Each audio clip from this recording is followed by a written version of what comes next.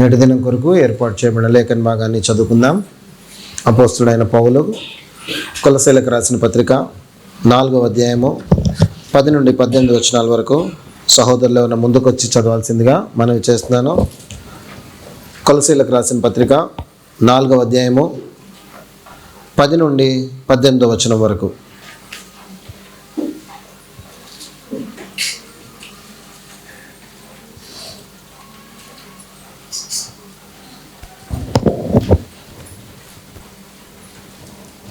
కొలస్సీలకు రాసిన పత్రిక 4వ అధ్యాయము 10 నుండి 18 వరకు చదువుకుందాము. నాతో కూడా చెరలో ఉన్న అరిస్తార్కును, బర్నబాకు, సమీపాజ్ఞాతి అయిన మార్కును మీకు వందనములు చెప్పుచున్నారు. ఈ మార్కును గూర్చి మీరు ఆజ్ఞలు పొందితిరి. అతడు మీ యొద్దకు వచ్చిన యెడల ఇతన్ని చేర్చుకొనిడి. మరియు యూస్తు అను యేసు కూడా మీకు వందనములు చెప్పుచున్నాడు. మీరు సున్నతి పొందిన వారిలో చేరినవారు. వీరు మాత్రమే దేవునికి రాజ్యము నిమిత్తము నా జత పని వారై ఉన్నారు. వీరి వలన నాకు ఆదరణ కలిగెను. మీలో ఒకడును క్రీస్తు యేసు దాసుడైన ఎపఫ్రా మీకు వందనములు చెప్పుచున్నాడు. మీరు సంపూర్ణులను, ప్రతి విషయంలో దేవుని చిత్తమును గూర్చి సంపూర్ణాత్మ నిశ్చయము గలవారై నిలకడగా ఉండవలనని ఇతడు ఎల్లప్పుడూ మీ కొరకు తన ప్రార్థనలో పోరాడుచున్నాడు. ఇతడు మీ కొరకును, లవిదోకి వారి కొరకును, హియోదియా పోలిన వారి కొరకును బహు ప్రయాసపడుచున్నాడని ఇతను గూర్చి సాక్ష్యం ఇచ్చుచున్నాను. లూకా అను ప్రియుడైన వైద్యుడును దేమియా మీకు వందనములు చెప్పుచున్నాడు. లవోదీకియాలో ఉన్న సహోదరులకును, సుంఫాకును, వారి ఇంట ఉన్న సంగమునకును వందనములు చెప్పుడి. ఈ పత్రిక మీరు చదివించుకున్న తర్వాత లవోదీకియా వారు సంఘంలోను చదివించుడి. లవోదీకియాకు వ్రాసి పంపిన పత్రికను మీరును చదివించుకోండి. మరియు ప్రభువునందు మీకు అప్పగింపబడిన పరిచర్యను నెరవేర్చుటకును దాన్ని గూర్చి జాగ్రత్త పడమని అర్ఫీపుతో చెప్పుడి. పౌలును నేను స్వహస్తముతో నా వందనములు వ్రాయుచున్నాను. నా బంధకములను జ్ఞాపకం చేసుకోండి. కృప మీకు తోడైండునుగాక. దేవుడితో వాక్యం దీవించునుగాక. ప్రభు సహాయం కొరకు ప్రార్థన చేసుకుందాం. పరిశుద్ధుడు అయిన మా దేవ, ప్రేమగల తండ్రి, మీకు వందనాలనైనా మరొకసారి ఉదయకాల సమయంలో వాక్య ధ్యానం కొరకు సిద్ధపడుతుండగా మీ సహాయము నడిపింపు సంపూర్ణంగా దయచేయమని బ్రతిమాలుకుంటున్నాను. నాయన, నన్ను మీ సిలువ చాటున మరుగుపరచండి. నన్ను కేవలం ఒక పాత్రగా మీ నోటి బూరగా వాడుకోండి. యేసయ్యా, నాయన, మీ పరిశుద్ధాత్మ శక్తితో నన్ను నింపి నడిపించమని, చదవబడిన లేఖన భాగములను, ఆత్మీయ సత్యములను మాకు బయలుపరచమని, నాయన, మరి ఇదిగో మీ జీవపు మాటలతో మమ్మల్ని ఆదరించి, బలపరిచి, స్థిరపరిచి, మమ్మల్ని హెచ్చరించి సరిచేయమని మీ సహాయం కోరుతూ మీ కృపగల హస్తానికి అప్పగిస్తూ యేసు నామమున ప్రార్థించి విడకొంచున్నాము తండ్రి, ఆమేన్. మంచిది. కొలస్సీలకు రాసిన పత్రిక 4వ అధ్యాయము 7 నుంచి 18 వచనాల వరకు మనము ధ్యానిస్తూ వస్తున్నాము. గత 2 వారాలుగా మనము చూసినట్లయితే కనుక తూకీకు గురించి, అదేవిధంగా తర్వాత ఒనేసిమును గురించి మనము ధ్యానించడం జరిగింది. ఇక్కడ మొత్తం 10 మంది మనకు కనపడతా ఉన్నారు. తూకీకు దగ్గర నుంచి మొదలు పెడితే కింద అర్కిపు వరకు 10 మంది ఉన్నట్టుగా మనకు కనపడుతుంది. అదేవిధంగా ఇక్కడ లవోదికయ అనే ఒక సంఘం కూడా మనకు కనపడతా ఉంది. ఈ 10 మందిని గురించి మనం చూస్తూ ఉన్నాం. మరి సాధారణంగా మనం గమనించినట్లయితే కనుక ఈ లేఖన భాగం అంతటినీ కూడా చాలామంది నెగ్లెక్ట్ చేసేటటువంటి అంశంగా మనము చూస్తూ వస్తున్నాము. ఎందుకంటే కేవలం అందరూ వందనాలు మాత్రమే చెప్తున్నారు కదా అని. కానీ ఇందులో ఏదో ఒక ప్రాముఖ్యత ఉండనే ఉంటుంది. ఆ ప్రాముఖ్యత ఉన్నందువలననే పరిశుద్ధాత్ముడు మనకి ఈ లేఖనాల్లో పొందుపరిచాడు. ఇది మనకి రాయించి ఇచ్చాడు పిల్లారా. అందుకోసమే మనము వీటిని జాగ్రత్తగా పరిశీలన చేస్తూ వస్తున్నాము. మనం అదే భాగంలో చూసాం. నేను కూడా ఇది ధ్యానిస్తున్నటువంటి సమయంలో పిల్లారా ఒకసారి చూసి 7 నుంచి 18 వచనాల వరకు కూడాను ఒక వారంలో వివరించి చెప్పేద్దాంలే అనే ఆలోచన కలిగి నేను సిద్ధపడ్డాను. కానీ దేవుని యొక్క నడిపింపు ఏ విధంగా ఉందో మనం చూస్తున్నాము. ఒక తూకీకు గురించి మాత్రమే మనం ఒక రోజున ధ్యానించడం జరిగింది. మళ్ళీ మనం ఒక రోజున చూసాము ఒనేసిము, గత వారం మనం చూసాం. ఇందులో మనం పరిశీలనగా చూసినట్లయితే తూకీకు ఒనేసిము గురించి లాస్ట్ వీక్ మనం ఆలోచించిన విషయం ఏంటంటే ఎందుకొరకు పౌలు అసలు వీళ్ళని పంపించాడు అని మనం గమనించాం. ఒకరి స్థితిని ఒకరు తెలుసుకోవడానికి, ఒకరిని ఒకరు ఆదరించుకోవడానికి అని చెప్తున్నాడు. సంఘములో, సహవాసములో ఈ పరిచర్య కూడా కంపల్సరీ ఉండాలి ప్రియులారా. ఒకరి విషయాలు ఒకరు తెలుసుకోవాలి. ఎందుకోసం అంటే ఒకరినొకరు ఆదరించుకునేలాగిన ఈ ఆదరణ అనేది పొందాలి. అయితే ఎవరైనా సరే సహవాసములో ఇతరులను ఆదరించాలంటే మీరు మీ మాటల చేత ఎవరిని కూడా ఆదరించలేరు. ఆ ఆదరణ ఇవ్వాలనుకున్నట్లయితే కనుక అది పొరపాటు అయిపోతుంది. ఆదరణ కలిగేది కేవలము దేవుని వలన, దేవుని వాక్యం వలన, పరిశుద్ధాత్ముడి వలన. ఈ 3 మనము ఆసరా చేసుకున్నట్లయితే ప్రభువా ఇదిగో కష్టములో, శ్రమలో, వేదనలో ఉన్న వాడిని నేను ఒకవేళ మాట్లాడాలన్నా, ఏదైనా చెప్పాలన్నా నీ నడిపింపు కావాలి, నీ వాక్కు కావాలి, నీ మాటనే కావాలని చెప్పి మనం అడిగితే నిశ్చయంగా దేవుడు ఏం చేస్తాడు? అక్కడ వారిని ఆదరిస్తాడు పిల్లరా. సో అటువంటి ఆదరణ ఒకరము నిశ్చయముగా కలిగి ఉండాలని బైబిల్ ఇది ఆజ్ఞాపిస్తుంది. అందుకే మనము ఒకరి విషయాలు ఒకరము తెలుసుకోవాలి, ఒకరి కష్ట సుఖాలు ఒకరము తెలుసుకోవాలి, తెలుసుకుని ఆదరించుకోవాలని మనము చూస్తూ వచ్చాము. ఆ తర్వాత ఒనేసిము గురించి కొన్ని విషయాలు మనం ధ్యానించాము ప్రియులారా.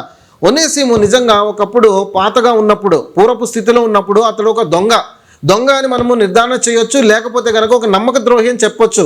ఎందుకంటే ఫిలమోను పత్రికలో అతడి గురించి మనకు రాయబడి ఉంది. అతడు ఏదైనా నష్టము నాకు కలగజేసినట్లయితే అని చెప్పి పౌలు గారు అంటూ ఉంటాడు, నీకేదైనా నష్టం కలగజేస్తే అది నా లెక్కలో చేర్చు అంటాడు. సో ఏం చేస్తుంది, ఒనేసిము ఫిలమోనికి ఏదో నష్టం కలగజేశాడు. అది దొంగతనం చేసి పారిపోయాడా, లేకపోతే మరి ఏదైనా నగా నట్ర ఎత్తుకుని వెళ్ళిపోయాడా, ఏం చేశాడో తెలియదు, కానీ నమ్మక ద్రోహం అయితే చేశాడు. ఇది నమ్మి అప్పగించాడు అక్కడ. అయితే అటువంటి స్థితిలో ఉన్నటువంటి ఒనేసిము ఏం చేశాడు, ఎక్కడి నుంచి, కొలస్సీ నుంచి రోమాకి పారిపోయాడు పిల్లారా. చాలా పెద్ద ప్రయాణం, అది సాధారణమైన ప్రయాణం కాదు. సుమారుగా 2,000 కిలోమీటర్ల దూరం అతడు ప్రయాణం చేసుకుంటూ వెళ్ళిపోయాడు. కానీ ఇక్కడ దేవుని గొప్పతనాన్ని గమనించండి. ఒక దొంగలాగా కొలస్సీ నుంచి పారిపోయి రోమాకు వెళితే దేవుని సార్వభౌమత్వం ఏంటంటే ఒనేసిమును రక్షించాలని దేవుడి సంకల్పంలో ఉంది. ఆ సంకల్పాన్ని బట్టి ఎవరి దగ్గర నడిపించాడు, పౌలు దగ్గరికి, చెరసాలలో ఉన్నటువంటి పౌలు దగ్గరికి నడిపింపబడ్డాడు. అతడు రక్షణ అనుభవంలోనికి రావడం జరిగింది.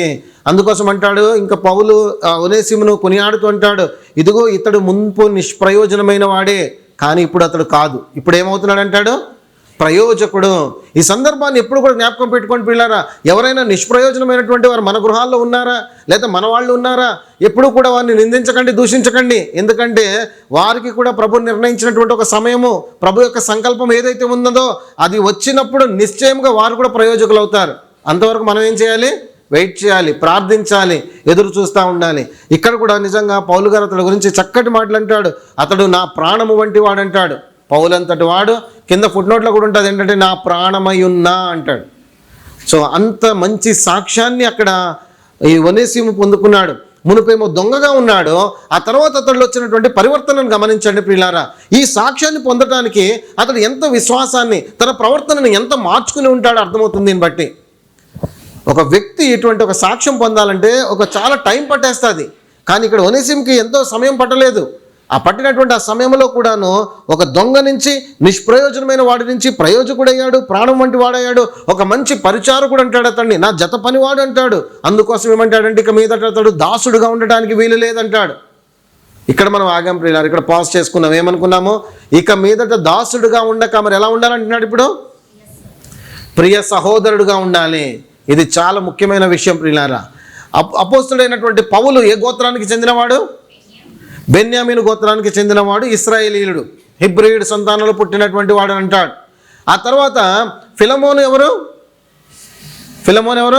కొలస్సీ ప్రాంతంలో ఉన్నటువంటి ఒక అన్యుడు, ఇశ్రాయేలీలు కూడా కాదు.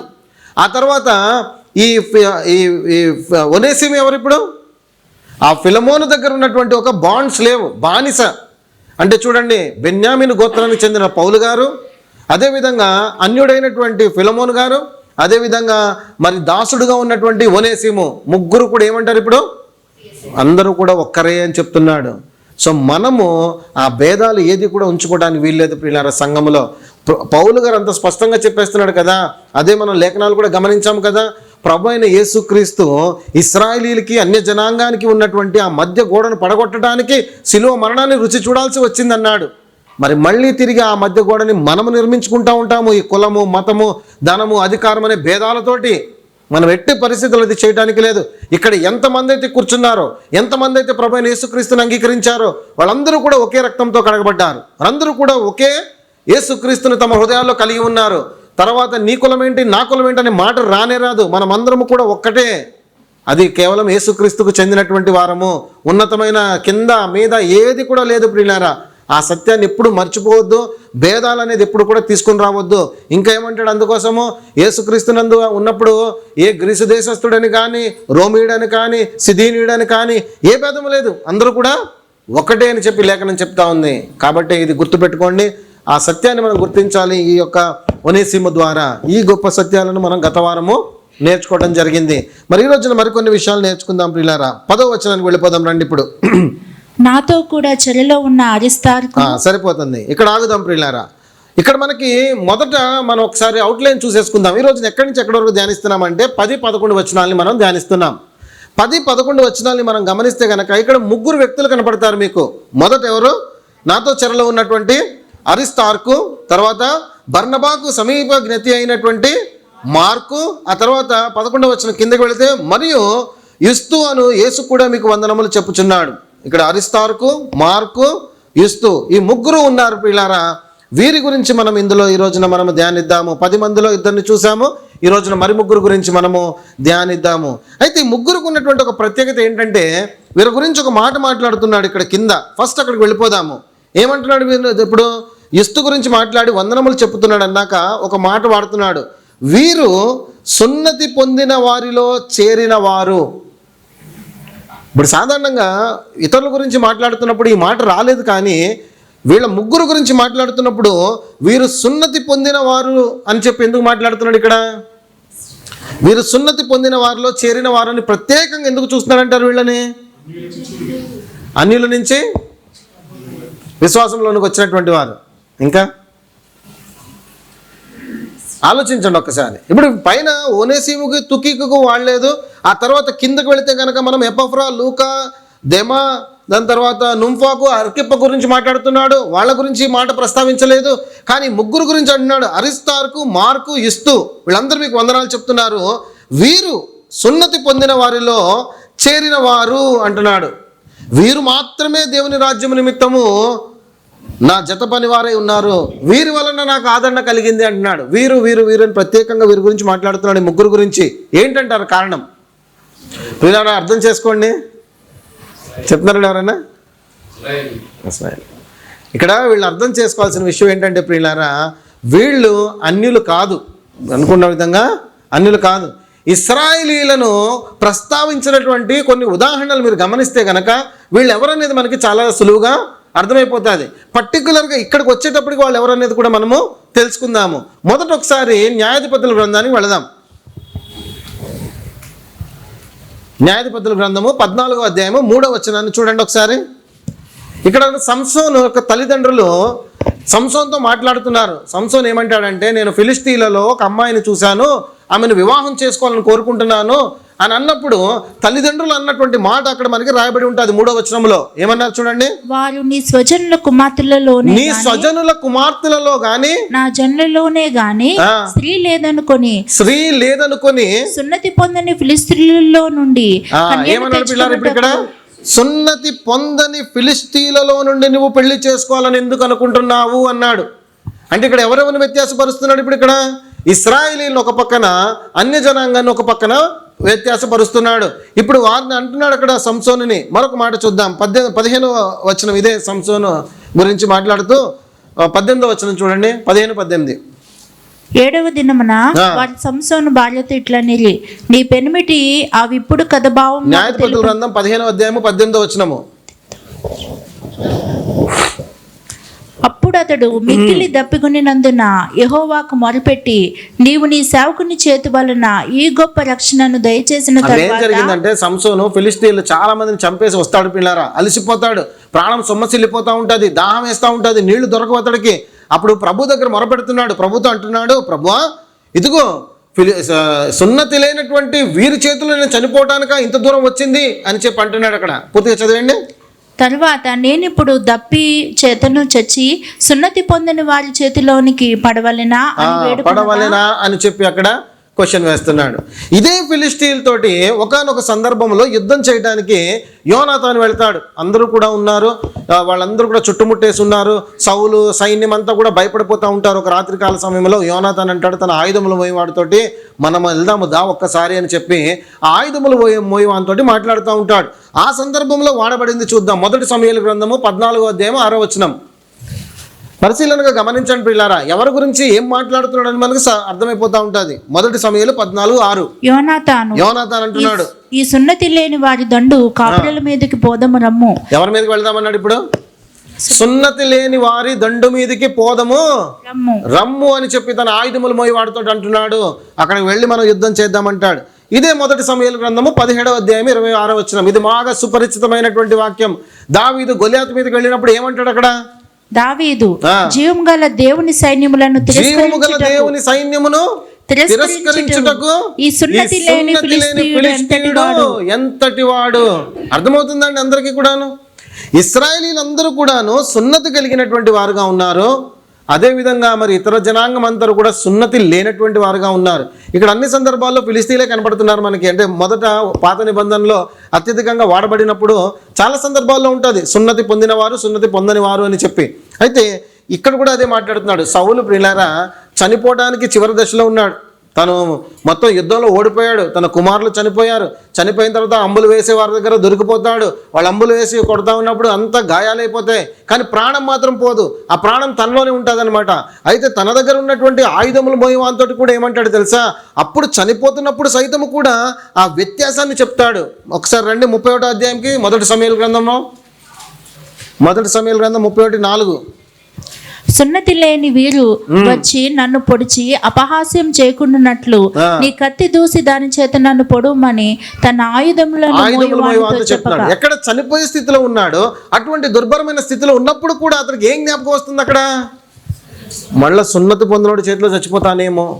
గొలియాతుతోటి వెళ్తున్నప్పుడు ఈ సున్నతి లేని వాడు ఎంతటి వాడంటాడు. అక్కడ చూస్తే యోనాతాన్ అంటాడు, మనకి దేవుడు వారిని అప్పగిస్తాడు, ఈ సున్నతి లేనటువంటి వారిలో మనం ఓడిపోవడానికి వీల్లేదు పద అంటాడు. సో ఎంత ప్రత్యేకతను ఇక్కడ సంతరించుకుందామని అర్థం చేసుకోవాలి. ప్రత్యేకతను ఎందుకు ఇంత ప్రత్యేకత ఉందంటే ఆది కాండంలో మొదలవుతుంది 17వ అధ్యాయంలో. ప్రియులారా, అబ్రహాముతోటి దేవుడు మొదట నిబంధన చేస్తాడు. అబ్రహాము అప్పటి వరకు కూడా దేవుని ఎరగనటువంటి వాడు, అన్ని జనాంగములు ఉన్నటువంటి వాడే. అయితే దేవుడు పిలిచాడు, విశ్వాసంతో నమ్మకంతో వచ్చేస్తాడు. వచ్చేసిన తర్వాత మరి నువ్వు ప్రత్యేకింపబడిన వాడిగా ఉండాలంటే నీకు నాకు మధ్య ఒక నిబంధన కావాలి. ఆ నిబంధన ఏంటంటే నీ గోప్యాంగ చర్మమును నువ్వు కత్తిరించుకోవాలని చెప్పి ఒక నిబంధన చేస్తాడు. అప్పుడు చేసినటువంటి ఆ నిబంధన ఏమంటాడంటే ఇది నిత్య నిబంధనగా ఉంటుంది ఇశ్రాయేలీలందరికీ కూడాను, ప్రతి గోత్రములోనూ ఇది ఉండాల్సిందే అని చెప్తాడు. దానికి కూడా ఏం చేస్తాడు, 8వ దినమున మీరు నిశ్చయముగా మీ యొక్క మగ పిల్లవానికి ఇది చేయించాలి అని చెప్తాడు. ప్రియులారా, మరి ఇలా చెప్పిన తర్వాత బైబిల్ గ్రంథంలో ఇంకొన్ని విషయాలు ఉంటాయి. ఏమున్నదో తెలుసా ప్రియులారా? ముందు పాత నిబంధనలో చూసాం కదా, కొత్త నిబంధనలో కూడా పౌలు గారు ఇప్పుడు ఇక్కడ వాడాడు. ఏమని వాడుతున్నాడు? ఇప్పుడు ఇక్కడ సున్నతి పొందని వారిలో చేరినటువంటి వాడు అని చెప్పి ఇక్కడ వాడుతున్నాడు. మరి ఇంకొన్ని విషయాలు మనం కిందికి వెళితే కనుక పౌలు గారు సైతము నూతన నిబంధనలో చాలా విషయాలు చాలా సందర్భాలు ఈ మాట పలుకుతూ ఉంటాడు. అయితే ఈ పాత నిబంధన నూతన నిబంధన రెండు క్రోడీకరించినప్పుడు మనకు ఒక విషయం అర్థమవుతుంది. ఏ విషయం అర్థమవుతుందంటే ఎజిక్యేల్ గ్రంథంలో ప్రభు చాలా స్పష్టంగా చెప్తాడు. ఏంటంటే ఎవరైనా సరే సున్నతి లేకుండా ఉన్నట్లయితే కనుక వాడు నా ఆవరణంలోనికి రావడానికి వీల్లేదంటాడు. నా ఆవరణంలోనికి ప్రవేశించడానికి వీల్లేదు అని చెప్పి చాలా స్పష్టంగా అక్కడ రాయబడి ఉంటుంది. ఆది కాండంలో సైతం ఏమంటుందంటే ఎవడైనా ఒకవేళ సున్నతి చేయించుకోకపోతే కనుక వాడు జనములలో నుంచి కొట్టివేయబడాలంటాడు. అర్థమవుతుందండి? అంటే సున్నతి లేనటువంటి వాడు ఇశ్రాయేలీల మధ్య ఎవడైనా ఒకడు ఉన్నాడు అనుకోండి, వాడు ఏం చేయాలంటున్నాడు? బయటకి మీరు తరిమేసేయాలంటున్నాడు. అదే దాని తర్వాత నిర్గమకాండంకి వచ్చేటప్పటికి మరొక మాట అంటాడు, ఎవరైనా ఒకవేళ సున్నతి చేయించుకోకుండా ఉన్నట్లయితే కనుక వాడు పస్కా తినడానికి వీల్లేదంటాడు. పస్కాను ఆచరించడము కంపల్సరీ అనమాట. అది ఆచరించాలంటే కంపల్సరీ ఏం కావాలి? సున్నతి కావాలి. అంటే బైబిల్ గ్రంథంలో మరి ఆయన ఆవరణంలో ప్రవేశించాలంటే సున్నతి కావాలి, పస్కా భుజించాలంటే సున్నతి కావాలి, ఎవరైనా జనంలో లెక్కించబడాలంటే కనుక సున్నతి కావాలి. మరి ఇటువంటి ఒక పరిస్థితి నెలకొనినప్పుడు మరి మనము ఎలా ఎంచబడతామో, ఎలా ఆయన ఆవరణలోనికి వెళతామో, ఎలా ఆయన బలలో మనం పాలు పొందుతామో పిల్లారా ఇప్పుడు? ఎందుకంటే అన్య జనాంగమైనటువంటి మనకి సున్నతి లేదు, చేయించుకోలేదు మనం ఎవరం కూడాను, అది ఆచరణ లేదు మన దగ్గర. మనం చేసుకోకుండానే ప్రభు దగ్గరకు వచ్చేసాము, ప్రభు ఆవరణంలో కూర్చుంటున్నాం, ప్రభు బలలో పాలు పొందుతున్నాము. మరి ఇదంతా మనం చేస్తున్నాము, ఎలా సాధ్యమైందంటారు ఇది? ప్రభు అయినా యేసుక్రీస్తునందు విశ్వాసం ఉంచుట ద్వారా. ప్రియులారా, బయట ఈ సంఘాలు కూడా ఉన్నాయి, మీకు తెలుసా? కంపల్సరీ ఈ రోజుల్లో సైతము ఇప్పుడు సున్నతి చేయించుకుంటేనే మీరు రక్షణలో. ఎప్పుడు అప్పుడే ప్రారంభమైపోయింది పౌల దినాల్లో. కొంతమంది అపోస్తుల కార్యాల్లో మనం చూస్తూ ఉంటాం అనమాట. ఈ సున్నతి పొందినటువంటి వారు వెళ్ళి యేసుక్రీస్తుని విశ్వసించిన వారు బోధిస్తున్నప్పుడు 15వ అధ్యాయంలో మీరు సున్నతి పొందకపోతే మీకు రక్షణే లేదన్నారు. మరి ఆ మాట ఇప్పటికీ కూడా పలుకుతున్నటువంటి వారు ఉన్నారు.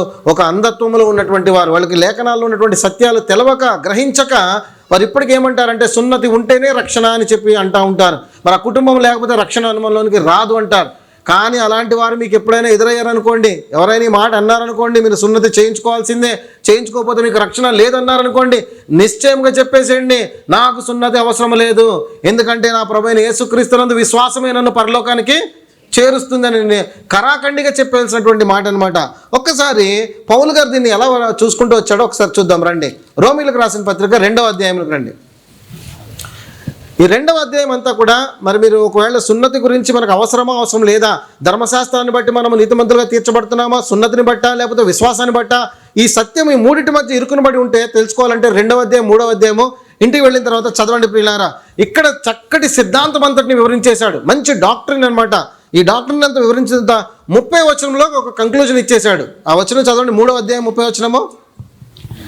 దేవుడు ఒకడే గనుక ఆయన సున్నతి గల వారిని విశ్వాస మూలముగా, సున్నతి గలవారిని విశ్వాస మూలముగా, విశ్వాసానికి మూలం ఎవరు అక్కడ? అబ్రహాము. ఆయన ద్వారా సున్నతి లేని వారిని విశ్వాసము ద్వారాను, సున్నతి లేని వారిని విశ్వాసము ద్వారాను ఏం చేశాడంట? నీతిమంతులుగా తీర్చును. లేని వారిని తీర్చాడు, ఉన్న వారిని తీర్చాడు అని చెప్పి రాయబడతా ఉంది ఇక్కడ. సో మనం కూడా నీతిమంతులముగా ఇక్కడ తీర్చబడ్డాము పిల్లారా. ముఖ్యమైనటువంటి కొన్ని వచనాలను మనం చూద్దాము. 1 కొరింథీ 7వ అధ్యాయము 19వ వచనము. త్వరగా చూసేయండి, ఈ వచనాలు చాలా ఇంపార్టెంట్ పిల్లారా. ఈ మనం హృదయంలో పడిపోవాలి. 1 కొరింథీ 7వ అధ్యాయము 19వ వచనం.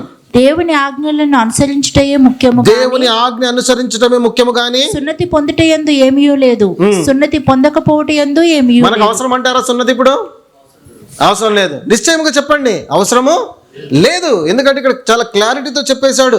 దేవుడు విశ్వాస మూలంగా మనల్ని నీతిమంతులుగా తీర్చాడని చెప్పి, అదే అబ్రహాము సంతానమునైతే ఆ నిబంధన ద్వారా వాళ్ళని నీతిమంతులుగా తీర్చాడు, కానీ మనల్ని అయితేనో ఆయన విశ్వాసం ద్వారా తీర్చాడు. ఇక్కడ అంటున్నాడు, దేవుని ఆజ్ఞను మీరు అనుసరించండి, అది చాలు, సున్నతి పొందుటయందు పొందకపోవటందు ఏది కూడా లేదు. మరొకసారి రోమీలకు రాసిన పత్రికకి అనుసంధానమైనటువంటి పుస్తకము గలతీలకు రాసిన పత్రిక 5వ అధ్యాయానికి రండి. ఒకసారి 6వ వచనాన్ని చూద్దాం. యేసుక్రీస్తు నందుండు వారికి సున్నతి పొందుటయందు ఏమీ లేదు, పొందకపోవటయందు ఏమీ లేదు కానీ ప్రేమ వలన సాధకమగు విశ్వాసమే ప్రయోజనకరమగును. 6వ అధ్యాయం 15వ వచనం కూడా చూసేయండి ఒకసారి. క్రొత్త సృష్టి పొందుటయే గాని సున్నతి పొందుటయందు ఏమీ లేదు, పొందకపోవటయందు ఏమీ లేదు. మరొక మాట, ఫిలిప్పీలకు రాసిన పత్రిక 3వ అధ్యాయం 3వ వచనం. తీస్తున్నారండి అందరూ కూడాను. ఎందుకనగా శరీరమును ఆస్పదము చేసుకొనక దేవుని యొక్క ఆత్మ వలన ఆరాధించుచు క్రీస్తు యేసునందు అతిశయపడుచున్న మనమే సున్నతి ఆచరించువారు. ఈ మాట నిజంగా చాలా చాలా బలాన్ని ఇస్తుంది ప్రియులారా. ఎందుకో తెలుసా, ఇక్కడ పౌలు గారి యొక్క గొప్ప లక్షణం ఒకటి కనపడుతుంది ఇందులో. ఈ వచనం చదివిన ప్రతిసారి కూడా పౌలు యొక్క నిజంగా గొప్పతనము, ఉన్నతమైనటువంటి స్థితి, ఔన్నత్యము ఎంత గొప్పదో ఇక్కడ అర్థమైపోతూ ఉంటుంది. ఏమంటాడంటే, శరీరమును ఆస్పాదము చేసుకునకుండా దేవుని యొక్క ఆత్మ వలన ఆరాధించువారు అంటున్నాడు. అంటే మనమందరం ఆ శరీరమును బట్టి కాదు, ఆత్మను బట్టి మనం దేవునిని ఆరాధిస్తున్నాము అని చెప్తున్నాడు. చెప్పిన తర్వాత ఇక్కడ అంటాడు, క్రీస్తు యేసునందు అతిశయపడుచున్న, ఎవరంటాడు? నేను అనట్లేదు అక్కడ. ఏమన్నాడు? మనమే. అతడు సున్నతి పొందినవాడు తెలుసా ప్రియులారా? బెన్యామీను గోత్రం, ఇశ్రాయేలీయుడు అతడు సున్నతి పొందినప్పటికీ కూడాను అతడు ఎలా కలుపుకుంటున్నాడు మనల్ని? అన్య జనాంగమైనటువంటి వారిని అందరినీ కూడా ఒక్క తోటికి తీసుకొస్తున్నాడు. మన అందరం ఒక్కటే అంటున్నాడు. అటువంటి మాట పలుకుతూ, ఇదిగో క్రీస్తు యేసునందు అతిశయపడుచున్న మనమే సున్నతిని ఆచరించేటటువంటి వారం అంటున్నాడు. ఏ సున్నతి గురించి చెప్తున్నాడు ఆచరిస్తున్నారంటే? హృదయ సంబంధమైనటువంటి సున్నతి గురించి అతడు మాట్లాడుతున్నాడు పిల్లారా. ద్వితీయోపదేశ కాండంలోనే ప్రభు చెప్పేశాడు, మీరు శరీరానుసారమైన సున్నతి కాదు, మీరు హృదయానుసారమైన సున్నతినే మీరు పొంది ఉన్నారంటాడు. మరొక లేఖనాన్ని చూసేద్దాం ఇప్పుడు. కొలసీలకు రాసిన పత్రిక 2వ అధ్యాయము 11వ వచనం.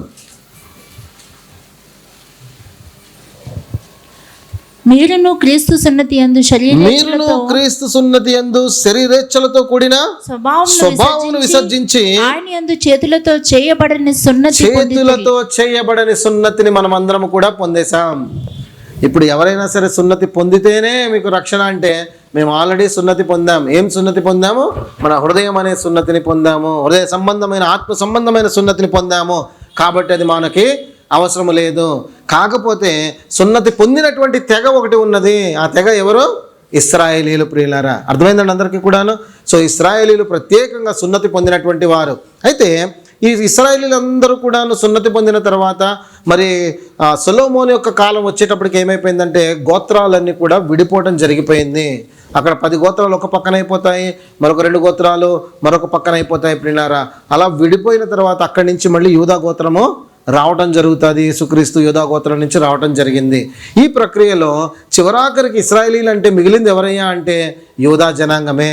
ఇక్కడ మనం అదే చూస్తే గనక ఇక్కడ పౌలు గారికి ఉన్నటువంటి వారు ఎవరంటే జూయిష్ ఫ్రెండ్స్ అన్నమాట. వీళ్ళంతా యూదులైనటువంటి వారని మనము అర్థం చేసుకో. అయితే ఇశ్రాయేలీలు లేదా యూదులు ఈ రెండిట్లో ఏదైనా ఆపాదించవచ్చు అక్కడ వారికి. అందుకోసం అంటున్నాడు అనమాట, సున్నతి పొందిన వారిలో చేరినటువంటి వారు. ఇశ్రాయేలీలు అంత తేలికగా వారు దేవుని విడిచిపెట్టి, అంటే తండ్రి అయిన దేవుని విడిచిపెట్టి మరి యేసుక్రీస్తు మరి శరీరధారి ఈ లోకానికి వచ్చాడన్న సత్యాన్ని నమ్మలేదు. అప్పుడు చాలామంది వ్యతిరేకించారు. కానీ ఇక్కడ మనం చూస్తే కనుక వారు కూడా అనేక సందర్భాలలో నమ్మినటువంటి విధాన్ని మనం అపోస్తుల కార్యాల్లో చదువుకుంటూ ఉంటాము. ఎందుకంటే యూదుల సమాజ మందిరంలోనికి ప్రభు కూడా వెళ్ళి బోధించారు. అదేవిధంగా పౌలు తర్వాత ఉన్నటువంటి అపోస్తులు అందరూ కూడా వెళ్ళి బోధించారు. బోధించినప్పుడు వాళ్ళందరూ కూడా విశ్వాసంలోనికి వచ్చారు అన్న సత్యాన్ని మనము గ్రహించడానికి ప్రయత్నం చేయాలి. సో ఇప్పుడు అర్థమైపోయిందండి అందరికీ కూడాను. డౌట్ ఏమైనా ఉందా? వీరు సున్నతి పొందిన వారిలో చేరిన వారు అన్నాడు. ఎవరి గురించి మాట్లాడుతున్నాడు ఇప్పుడు ఇక్కడ? ఇశ్రాయేలీల గురించి లేదా యూదుల గురించి మాట్లాడుతున్నాడని చాలా క్లియర్గా మనకి ఇక్కడ అర్థమైపోతా ఉంది. సరే, మరి ఈ ముగ్గురు ఎవరు అని అంటే కనుక ఫస్ట్ వ్యక్తి ఎవరు పిల్లలు ఇందులో? అరిస్తార్కు. ఇంగ్లీష్లో చూస్తే కనుక అరిస్టార్కస్ అని మనకి రాయబడుతూ ఉంటుంది. ఈ పేరు ఎప్పుడైనా విన్నారా? అరిస్తార్కు. చాలామంది పౌలు పేరు పెట్టుకుంటారు, పౌల్ అనే పేరు పెట్టుకుంటారు. పాల్ అని ఇంగ్లీష్లో, పౌలు అని తెలుగులో చాలామంది పెట్టుకుంటారు. ఎవరైనా అరిస్తార్క్ అని పెట్టుకుంటారో చెప్పండి? పెట్టుకోరు కదా. మీకు గొప్ప విషయం తెలుసా పిల్లరా? గొప్ప విషయం ఏంటో తెలుసా? అరిస్తార్కు గురించి బైబిల్లో మనకి ఎక్కువ రాయబడలేదు, కానీ పౌలుతో పాటు జత పనివాడు. పౌలు ఎంతగానైతే ప్రయాసపడుతున్నాడో అరిస్తార్కు కూడా అంతే ప్రయాసపడినవాడు. అర్థమైందండి? ఎక్కడైతే పౌలు ఉంటాడో అక్కడ అరిస్తార్కు ఉన్నట్టుగా మనము అర్థం చేసుకోవచ్చు ఈ యొక్క సందర్భాల్లో. ఈ అరిస్తార్కు గురించి బైబిల్ అంతట్లో కేవలం 5 వచనాలు ఉన్నాయి, 5 వచనాలు. కానీ ఈ 5 వచనాల్లో ఉన్నప్పటికీ కూడాను సందర్భాలను బట్టి మనం చూస్తే కనుక పౌలు అంతటి వాడు ఈ అరిస్తార్కు అని మనకు అర్థమైపోతూ ఉంటుంది. ఎంతటి వాడండి? మొత్తం అంతా వివరించిన తర్వాత నిజంగా అరిస్తార్కు పౌలు అంతటి వాడో కాదో మీకు ప్రశ్న వేస్తాను, అప్పుడు మీరే చెప్తారు. కానీ ఓకేనండి, పౌలు అంతటి వాడా కాదా అరిస్తార్కు? మరి ఇప్పుడు సేవకులందరిలో కూడాను మొదట ప్రభు తర్వాత ఆయనను అనుసరించి నడిచినటువంటి వారిలో ప్రథమ స్థానం ఎవరు తీసుకుంటారు? పౌలు గారికి తీసుకుంటారు. నేను ఆయనను పోలి నడుచుకున్న విధంగా మీరు నన్ను పోలి నడవండి అనగలిగిన వ్యక్తి ఒక్కరే, అది పౌలు గారే. మరి అటువంటి వ్యక్తిని అనుసరించి కరెక్ట్గా ఆయన ఈక్వల్గా ఉన్నటువంటి వారు ఉన్నారు, చాలామంది ఉంటారు. అందులో ఒకటి అరిస్తార్కు అని మనము అర్థం చేసుకోవచ్చు ప్రియులారా. మొదటిగా మనం అరిస్తార్కు గురించి 4వ అధ్యాయము 10వ వచనంలో చదువుతున్నాం. ఏమని అన్నాడు ఇక్కడ? ముందుగా ఇక్కడ నాతో కూడా ఎక్కడున్నాడు? ఈయన చెరలో ఉన్నాడు ప్రియులారా. ఇతడు చెరసాలలో ఉన్నాడన్నటువంటి సత్యాన్ని మనం ముందుగా తెలుసుకోవాలి. పౌలు చెరలో ఉన్నాడంటే మనం అర్థం చేసుకున్నాం, అక్కడ గొడవ అయింది, అక్కడ అల్లరి చేశారు. మరి అక్కడ గొడవ జరిగినప్పుడు వాళ్ళందరూ కూడా వచ్చి దొమ్మిగా పట్టుకున్నారని మనకు అర్థమవుతుంది. మరి ఈయన ఎందుకు వెళ్ళిపోయాడంటే అరిస్తార్కు? ఆలోచించాలా లేదా? అరిస్తార్కు ఎందుకు వెళ్ళాడు మరి చెరలోనికి? 27వ అధ్యాయంలోనికి ఒకసారి రండి. అపోస్తుల కార్యములు 27వ అధ్యాయము మొదటి 2 వచనాలని చూడండి. మేము ఓడ ఎక్కి ఇటలీ వెళ్ళవలనని నిర్ణయమైనప్పుడు. ఇప్పుడు ఓడ ఎక్కినే ఇటలీ వెళ్ళాలని నిర్ణయమైంది. ఈ నిర్ణయం ఎందుకయింది అసలు? ఈ నిర్ణయం ఎందుకయింది? పౌలు తప్పు చేశాడని చెప్పి పౌలు మీద నెపము మోపారు. ఇతడు దేవుని నామాన్ని దూషిస్తున్నాడు, దేవుడు లేడు, వేరే యొక్క యేసుక్రీస్తుని ప్రకటిస్తున్నాడు, అందుకోసము దేవదూషణ చేస్తున్నాడు ఇతడు, కాబట్టి ఇతడు శిక్షకు అర్హుడని చెప్పి తమ సొంత వారు శాస్త్రులు, పరిసయ్యులే, లేకపోతే తన దగ్గర ఉన్నటువంటి యూదులే వాళ్ళందరూ కూడాను సభకి అప్పగించేస్తే ఆ సభలో అతడి గురించి చాలామంది దగ్గరికి వెళ్ళి నిలబెట్టబడితే అప్పుడు అతడు ఏమంటాడంటే, నేను కైసరు వద్ద చెప్పుకుంటాను నా వాదన అని చెప్పినప్పుడు అక్కడ కైసర్ దగ్గరే చెప్పుకో అని చెప్పి అతన్ని పంపించేస్తారు. పంపించినప్పుడు అతడి ప్రయాణం ప్రారంభమవుతుందన్నమాట. ఈ 27వ అధ్యాయంలో చెప్తున్నాడు, మేము ఓడ ఎక్కి ఇటలీ వెళ్ళవాలనే నిర్ణయం అయ్యింది. ఆ నిర్ణయం అయినప్పుడు ఏం జరిగిందో చూడండి. వారు పౌలును మరికొందరు ఖైదీలను, ఇక్కడ మరికొందరు ఖైదీలను అన్నప్పుడు పౌలుతో పాటు ఉన్నటువంటి ఖైదీలు ఉన్నారు, అదేవిధంగా ఆ చెరసాలలో నిజంగా కైసర్ ముందు నిలబెట్టబడిన వారు అనేక మంది ఉన్నారు.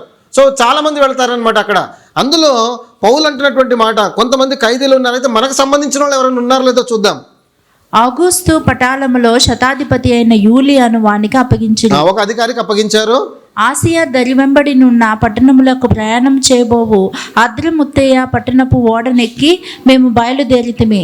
ఒక ఓడని ఎక్కారు పిల్లారా. ఈ ఓడలో ప్రయాణం ప్రారంభించారు వాళ్ళు. మాసిదోనియుడును దెస్సలోనిక పట్టణస్థుడైనటువంటి అరిస్తార్కు మాతో కూడా ఉండెను. ఇది అర్థమైందా పిల్లలు? ఇప్పుడు మీకు పౌలుతో పాటు ప్రతి సందర్భములో ఉన్నటువంటి వాడు అరిస్తార్కు అని చెప్పి మనకి ఇక్కడ మొదటిగా అర్థమవుతా ఉంది. మరొక్కసారి అసలు ఇతడు విశ్వాసంలోనికి ఎప్పుడు వచ్చి ఉంటాడంటారు? విశ్వాసంలోనికి ఎప్పుడు వచ్చి ఉంటాడు? అపోస్తుల కార్యములోనికి రండి ఒక్కసారి, 14వ అధ్యాయానికి. అపోస్తుల కార్యములు 14వ అధ్యాయం 1వ వచనం చూడండి. ఇకోనియాలో జరిగినదేమనగా, వారు కూడి యూదుల సమాజ మందిరంలో ప్రవేశించి తేటగా బోధించినందున అనేకులు యూదులను గ్రీసు దేశస్థులను విశ్వసించిరి. అయితే అవిధేయులైన యూదులు అన్యజనులను పురికొల్పి వారి మనసులలో సహోదరుల మీద పగ పుట్టించిరి. చూడండి పిల్లలు, ఇక్కడ మనకి 14వ అధ్యాయంలో మనకు కనపడతా ఉంటది అనమాట. ఏం కనపడుతుంది ఇప్పుడు ఇక్కడ 1వ వచనంలో? అనేకులు, ఎవరు? యూదులు. వారు యూదుల సమాజ మందిరంలోనికి వెళ్ళి తేటగా బోధించినందున అక్కడ చాలా మంది యూదులు రక్షింపబడ్డారు. అయితే ఇక్కడ 14వ అధ్యాయంలో మనకు కనపడతాడు. ఇక్కడ మనకి అంటే అరిస్తార్కు కనపడాడు, కానీ యూదుడైనందున అతడు ఇక్కడ రక్షణ అనుభవంలోనికి వచ్చి ఉంటాడేమో అన్నటువంటి ఒక ఇంటర్ప్రిటేషన్ అన్నమాట మనకి. ఆ తర్వాత మనం చూస్తే కనుక 19వ వచనం చూడండి ఒకసారి. అంతియొకయ నుండి ఇకోనియా నుండి యూదులు వచ్చి జనసమూహములను తమ పక్షంగా చేసుకుని పౌలు మీద రాళ్ళు రువ్వి అతడు చనిపోయిన అనుకుని పట్టణం వెలుపలకు అతన్ని ఇచ్చిరి. అయితే శిష్యులు అతని చుట్టూ నిలిచి ఉండగా అతడు లేచి పట్టణంలో ప్రవేశించి మరునాడు బర్నబాతో కూడా దెర్బేకు బయలుదేరిపోయెను. సరిపోదు. అయితే ఇక్కడ అందరూ కూడా యూదులు కొంతమంది వ్యతిరేకించారు, కొంతమంది అనుకూలంగా ఉన్నారు. సో ఈ సందర్భంలో 14వ అధ్యాయంలో మనము అనుకోవచ్చు వీళ్ళందరూ కూడాను ఈ అరిస్తార్కు కానీ రక్షణలోనికి వచ్చి ఉంటాడని చెప్పి. ఇంతకు వరకు కూడాను మనం ఒకవేళ పౌలుతో పాటు ఎవరున్నారని మనం పరిశీలన గమనిస్తే పౌలుతో పాటు బర్నబా ఉన్నాడు, పౌలుతో పాటు మార్కు ఉన్నాడని మనకు తెలుస్తుంది తప్ప అరిస్తార్కు ఇక్కడ వరకు ఉన్నాడన్న సంగతి మనకి తెలియదు. మార్కు గురించి 12వ అధ్యాయంలో మనం చదువుతాము, అప్పుడు అక్కడ మనకు కనపడతారనమాట. ఈ 12వ అధ్యాయము ఒకసారి 25వ వచనం చూడండి. 12:25. బర్నబాయు సౌలును తమ పరిచర్య నెరవేర్చిన తరువాత మార్కు అను మారుపేరు గల యోహాను వెంటబెట్టుకుని యెరూషలేము నుండి అరిస్తార్కు ఉన్నాడా? అరిస్తార్కు లేడు, ఇక్కడ వరకు లేడు. ఇక్కడ ఎప్పుడైతే 13వ అధ్యాయం నుంచి అంతియోకులోకి వీళ్ళందరూ వస్తారో, అక్కడ నుంచి ఇకోనియాకు వస్తారో, అప్పుడు అక్కడ యూదుల సమాజ మందిరంలోకి వెళ్ళినప్పుడు వీళ్ళు ఒకవేళ రక్షణలోనికి వచ్చి ఉండవచ్చు అని మనము అనుకోవచ్చు ప్రియులారా. సరే, ఇప్పుడు మనకేం తెలుస్తుంది? పౌలుతో పాటు చెరలో ఉన్నటువంటి వాడు, పౌలు బోధించినప్పుడు రక్షణలోనికి వచ్చినటువంటి వాడు ఈ అరిస్తార్కు అని మనకి అర్థమవుతా ఉంది. 19వ అధ్యాయానికి వచ్చేయండి. ఇప్పుడు అపోస్తుల కార్యములు 19వ అధ్యాయానికి రండి. ఇప్పుడు ఇక్కడ 19వ అధ్యాయాన్ని ఒక్కసారి అర్థం చేసుకోవడానికి ప్రయత్నం చేయండి పిల్లారా. ఈ సందర్భాన్ని అర్థం చేసుకుంటే పౌలుతో పాటు ప్రతి సందర్భంలోనూ అరిస్తార్కు ఉన్నాడని మనకి అర్థమవుతూ ఉంటుంది. ఇక్కడ ఏం జరుగుతుందంటే అపోలో కొరింథీలో ఉన్నప్పుడు జరిగినటువంటి సంఘటన అనమాట. పౌలేమో ఈ ఎఫెసీ అంతటా కూడా తిరుగుతా శిష్యులను ఏర్పరచుకుంటా బలపరుచుకుంటా వస్తూ ఉంటాడు.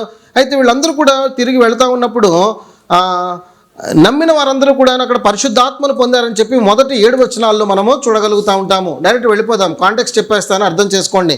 8వ వచనంలో 3 నెలల పాటు అతడు అక్కడ గలుపుతాడు, దేవుని రాజ్యం గురించి బోధిస్తూ అక్కడ ఉండిపోయినట్టుగా మనం అక్కడ 8వ వచనంలో చదువుతాం. ఆ తర్వాత 9వ వచనంలో వ్యతిరేకత వచ్చింది పిల్లారా. వ్యతిరేకత రాగానే అక్కడ చాలామంది ఏం చేశారంటే అక్కడ విడిచిపెట్టేసి వెళ్ళిపోమని చెప్తారు. కానీ పౌలు ఏం చేస్తాడు? పాఠశాలలోనికి వెళ్ళి తర్కిస్తూనే ఉంటాడు, అక్కడ వాక్యం చెప్తానే ఉంటాడు పిల్లారా. ఎంతకాలం చెప్పాడో తెలుసా? 2 సంవత్సరాలు చెప్పాడు. ఇక్కడ ఒక విషయం మాట్లాడతాను పిల్లారా. శ్రమ ఉంది, వేదన ఉంది, కష్టం ఉంది, బాధ ఉందన్న చోట మనం నిలవబడి పరిచర్య చేయగలమంటారా? లేకపోతే ఏదైనా కష్టం ఉన్న చోట మనం నిలబడగలమంటారా? కష్టం, నిలబడటము చాలా కష్టము. శ్రమ ఉన్న చోట మనం నిలబడాలంటే చాలా కష్టం పిల్లారా. మనల్ని ఏమైనా వేధిస్తున్నారు, బాధిస్తున్నారు, హింసిస్తున్నారు అనుకోండి, అక్కడే మనం నిలబడి ఉండగలమా? లేదు, మనం ముందే భయపడిపోతాము, లేదా వెనక వెళ్ళిపోతాము, లేదా తిరగబడిపోతాము, ఏదో జరుగుతుంది. అధిక శాతం ఏం జరుగుతుంది అంటే మనం వెనక్కి వెళ్ళిపోతాము. సరే, 2 సంవత్సరాల పాటు పౌలు అక్కడే ఉన్నాడు. ఇంత గొడవ జరుగుతున్నప్పటికీ, అల్లరి జరుగుతున్నప్పటికీ కూడా. అంతకు మించి ఏం జరిగిందంటే 11-12 వచనాలలో గొప్ప అద్భుతాలు, సూచక క్రియలు అక్కడ పౌలు ద్వారా ప్రభువు చేయిస్తారు. 13 నుంచి 20 వచనాల వరకు చూస్తే కనుక చాలామంది వ్యతిరేకిస్తారు. అక్కడ అందులో ఉన్నటువంటి వారు, మార్పు చెందినటువంటి వారు ఒక లిస్టు కూడా ఉంటుంది. అందులో మనం చూస్తే కనుక అక్కడ మాంత్రికులు సైతము మారినట్టుగా మనకి కనపడుతూ ఉంటుంది. ఇదంతా జరుగుతూ ఉంటే ప్రియులారా, అక్కడ కొంతమంది లేచారు. ఇప్పుడు అక్కడ కొంతమంది లేచి 23వ వచనం నుంచి మాట్లాడటం మొదలు పెడతారనమాట. ఇదిగో మనం వీళ్ళందరూ ఎవరంటే కంసాలులు. ఈ కంసాలు అందరూ లేచి ఏమంటారంటే, ఇదిగో మనమేమో కంసాలులము, ఈ చిన్న చిన్న ఆర్తిమదేవి విగ్రహాలు చేసుకుని మన యొక్క జీవనాన్ని కొనసాగిస్తున్నాము కదా, మరి పౌలు వచ్చి విగ్రహారాధన చేయవద్దు, ఇది అవన్నీ కూడా చేతుల ద్వారా చేయబడినటువంటివే, కల్పితమైనటువంటివే, వాటి వలన మీకు ప్రయోజనం ఏమీ లేదని చెప్తున్నాడు కదా. మరి ఈ విధంగా మనం వెళుతూ ఉంటే ప్రతి ఒక్కరూ దీని ఎందుకు విశ్వాసం ఉంచుతున్నారు. మరి విశ్వాసం ఉంచడం వలన మన వ్యాపారం అంతా పడిపోతుంది కదా. మరి మనం వ్యాపారం అంతా పడిపోతే గనక మనం ఎలా బ్రతుకుతాము అని చెప్పి వాళ్ళందరూ కూడా కుట్ర పన్నటం మొదలు పెడతారు. ఈ రోజుల్లో సైతం కూడా పిల్లారా వ్యతిరేకత రావడానికి గల కారణాలు ఏంటి అంటే, ఆ కారణాలు ఇదొక కారణం. స్వలాభము కోల్పోతున్నారు అన్నటువంటి కారణం ప్రధానమైనటువంటిదిగా కూడా కనపడుతుంది ఇందులో. చూడండి, ఇక్కడ విగ్రహ సంబంధమైనటువంటి ఆరాధన వల్ల వాడి యొక్క ఉపాధి కోల్పోయారు, వారి యొక్క ధనాన్ని కోల్పోయారు కనుక వాళ్ళు వ్యతిరేకించడం మొదలుపెట్టారు పిల్లారా. వాళ్ళందరూ కూడా ఒకటిగా కూడిపోయారు అనమాట. 28వ వచనం చూడండి. వారు విని రౌద్రముతో నిండిపోయారంటే వీళ్ళందరూ కూడా. ఎఫెసీయుల అత్తమీ దేవి మహాదేవి అని కేకలు వేశారు. అలాగే పట్టణము బహు గలిబిలిగా ఉండెను. మరియు వారు పౌలుతో ప్రయాణమై వచ్చిన మాసిదోనియా వారైన గాయును అరిస్తర్కును పట్టుకొని దొమ్మిగా నాటకశాలలో చొరబడి. చూడండి వీళ్ళ ఉన్నాడండి అరిస్తారుగా దొమ్మిలో బలవంతంగా ఈడ్చుకుని వెళ్ళిపోయారు పాఠశాలలోనికి. ప్రతి సందర్భంలో మనకు కనపడతా ఉంటుంది. ఎప్పుడైతే పౌలు గారి ద్వారా అతడు రక్షణ అనుభవంలోనికి వచ్చాడో, ఆ పౌలు ప్రకటిస్తున్న ప్రతి చోట అరిస్తార్కు కనపడతా ఉంటాడు. ఆ ప్రయాణాలంతట్లో కూడా అతడు ఉన్నట్టుగా మనకి తెలుస్తూ ఉంటుంది. 20వ అధ్యాయానికి వెళదాం రండి ఒకసారి. 20వ అధ్యాయము. ఈ అల్లరంతా కూడా అణిగిపోయిన తర్వాత ఏం జరిగిందో ఇక్కడ రాశాడు, చదవండి మొదటి వచనం నుంచి. ఆ ఎల్లని అణిగిన తరువాత పౌలు శిష్యులను తన యొద్దకు పిలువనంపించి హెచ్చరించిన మీదట వారి యొద్ద సెలవు పుచ్చుకొని మాసిదోనియాకు వెళ్ళుటకు బయలుదేరెను. ఆ ప్రదేశంలో యందు సంచరించి పెక్కు మాటలతో వారిని హెచ్చరించి గ్రీసునకు వచ్చాను. పౌలు ఇప్పుడు గ్రీసుకు వెళ్ళిపోయాడు పిల్లారా. తర్వాత అతడు అక్కడ 3 నెలలు గడిపి ఓడ ఎక్కి సిరియాకు వెళ్ళవలనని ఉండగా అతని విషయమై యూదులు కుట్ర చేయుచున్నందున మాసిదోనియా మీదుగా తిరిగి రావాలనని నిశ్చయించుకొనెను. మరియు పులు కుమారుడును బెరియా పట్టణస్థుడునైన సోపత్రును, దెసలోనికేయులలో అరిస్తార్కును, సెకుందును, దెర్బే పట్టణస్థుడైన గాయును, తిమోతియును, ఆసియా దేశస్థులైన తుకీకు, త్రోఫిమును అతనితో కూడా వచ్చిరి. ఇప్పుడు అతనితో కూడా వచ్చిరంటే అతనితో పాటు తిరుగుతూనే ఉన్నాడండి అరిస్తార్కు. పరిచర్యలో అతను అంతటితో పాటు ఉన్నాడా? ఇక్కడ అరిస్తార్కు గురించి ప్రత్యేకింపబడి రాయలేదు. కానీ పౌలు ఇప్పుడు ఏంటి, అల్లరి అణిగింది కదా అని చెప్పి నెక్స్ట్ ఏం చేశాడు, నెక్స్ట్ అక్కడి నుంచి గ్రీస్కు వెళ్ళాడు. గ్రీస్ నుంచి సిరియాకు వెళ్ళాలని ప్రయత్నించాడు. అయితే మాసిదోనియా మీదుగా వెళ్ళాలనుకున్నాడు. ఈ ప్రయాణాలన్నీ చేస్తున్నాడు. ఈ ప్రయాణాలంతట్లో కూడా ఎవరు కూడా ఉన్నారు, ఒక లిస్టు రాస్తే అందులో అరిస్తార్కు మనకు కనపడతా ఉంటాడు. అంటే ప్రతి అల్లరిలోనూ, ప్రతి గొడవ జరిగిన చోట ఈ అరిస్తార్కు ఉంటానే ఉన్నాడు. ప్రతి స్వార్థ ప్రకటించినటువంటి ఊరిలో, ప్రాంతంలో ఎక్కడైతే పరిచర్య జరుగుతుందో అక్కడ అరిస్తార్కు ఉంటానే ఉన్నాడు పౌలుతో పాటు. ప్రియులారా, చెరలో ఉన్నటువంటి వాడు ఈ ప్రయాణాలంతట్లో కూడా ఉండి చివరాఖరికి అందరూ కూడా పట్టుకుని దొమ్మిగా పౌలుని తీసుకువెళ్తుంటే ఆ పౌలుతో పాటు కూడాను ఈ అరిస్తార్కు కూడా చెరలోనికి వెళ్ళాడు. ప్రియులారా, ఇప్పుడు అర్థమవుతుందా అండి పౌలుతో పాటు సేవ చేసినటువంటి వాడుకు ఈ అరిస్తార్కు అని? మనం ఎప్పుడూ కూడా అరిస్తార్కు గురించి గమనించము, ఆలోచించము. కానీ ఇంత గొప్ప సాక్ష్యము కలిగినటువంటి వాడు అరిస్తార్కు అని మనం అర్థం చేసుకోవచ్చు. మరి ఒక్కసారి ప్రశ్న వేస్తాను పిల్లరా. ఇంకో మాట అంటాడు ఫిలమోను 1:24 అతడు నా జత పనివాడు అంటాడు. ఎవరి గురించి మాట్లాడతాడు? అరిస్తార్కు గురించి మాట్లాడుతూ ఉంటాడు. ఫిలమోను 1:24 మీరు చూస్తే కనుక అక్కడ రాయబడి ఉంటుంది పిల్లారా. కొంతమంది పేర్లు చెప్తాడు, ఎపఫ్రా, వీళ్ళ గురించి, లూకా, మార్కు, వీళ్ళ గురించి మాట్లాడుతున్నప్పుడు ఇదిగో అరిస్తార్కు కూడా నా జత పని వాడే ఉన్నాడు అని చెప్పి అతడి గురించి మాట్లాడుతూ ఉంటాడు. ఇంత గొప్ప గొడవ జరిగినప్పుడు, ఇంత అల్లర్లు జరిగినప్పుడు కూడా విడువక అతడు పౌలుతో పాటే ఉన్నాడు. సాధారణంగానైతే అందరూ ప్రాణభయము చేత పారిపోతారు. కానీ అరిస్తార్కున్న గొప్ప గుణమేంటో తెలుసా? ఎంతటి శ్రమ వచ్చినా సరే ఆ పరిచర్యను విడిచిపెట్టలేదు. ఆ పౌలుతో పాటే ప్రయాణం అంతటిని కూడా కొనసాగించాడు. చివరాఖరికి ఎక్కడున్నాడంటే పౌలుతో పాటే చెరలో కూడా అక్కడ ఉన్నట్టుగా మనం గమనిస్తూ ఉన్నాం. ఇక్కడ ఒక ప్రశ్న వేద్దాం. మరి అరిస్తార్కు ఉన్నటువంటి ఆ గుణము మనలో రావాలంటే ఎలా ప్రియులారా? శ్రమలో సైతము మనము నిలబడగలగాలి. శ్రమలో సైతము మనము ప్రభువుని ప్రకటించగలగాలి. శ్రమలో సైతము నేను విశ్వాసిని, నేను క్రైస్తవుడను, నేను క్రైస్తవురాలనని ధైర్యంగా చెప్పాలి. ఎలా మనం చెప్పగలిగేది? ఎవరికైనా కావాలా మరి అది? అరిస్తార్కు ఆ శ్రమలో నిలబడినట్లుగా నేను నిలబడాలని ఎవరైనా అనుకుంటున్నారా? ఎంతమందికి కావాలి పిల్లలు అటువంటి ధైర్యం? అరిస్తార్కు నిలబడినట్లుగా ఆ ధైర్యము మరి ఈ కాలంలో మనకి అవసరమా లేదా చెప్పండి? అవసరమే కదా. అయితే అందరికీ కావాలా? అది కావాలి. ఏం చేస్తే మరి అది వస్తుంది ఆ లక్షణం? ఒకటి ఉంది, బైబిల్లో చెప్పారనమాట. ఆ ఒక్క పని చేస్తే కనుక అరిస్తార్కు నిలబడినట్లుగా మనం కూడా నిలబడవచ్చు. ఏంటో తెలుసా? అది ఏంటో చెప్పండి పిల్లరా, ఏదైనా చెప్పాలి, చెప్పేయండి. సమర్పణ, ప్రైజ్ ది లార్డ్. కమిట్మెంట్, ఇంకా ప్రార్థన, ప్రైజ్ ది లార్డ్. ఇంకా మీరు చెప్పేటికి కూడా ఒక జవాబు ఉంది మళ్ళీ. ప్రార్థన అన్నారు, సమర్పణ అన్నారు, ప్రభు పట్ల దాహం కలిగి ఉండాలి. ఇంకా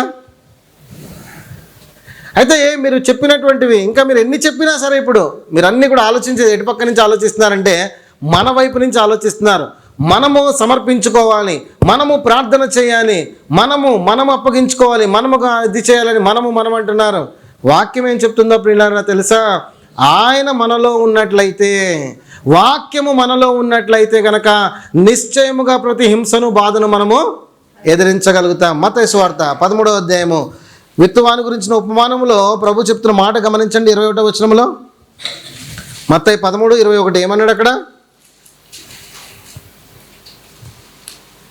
అయితే అతనిలో వేరు లేనందున అతడు కొంతకాలం నిలిచిను గాని వాక్యము నిమిత్తము శ్రమైనను హింసైనను కలగగానే అభ్యంతరపడును.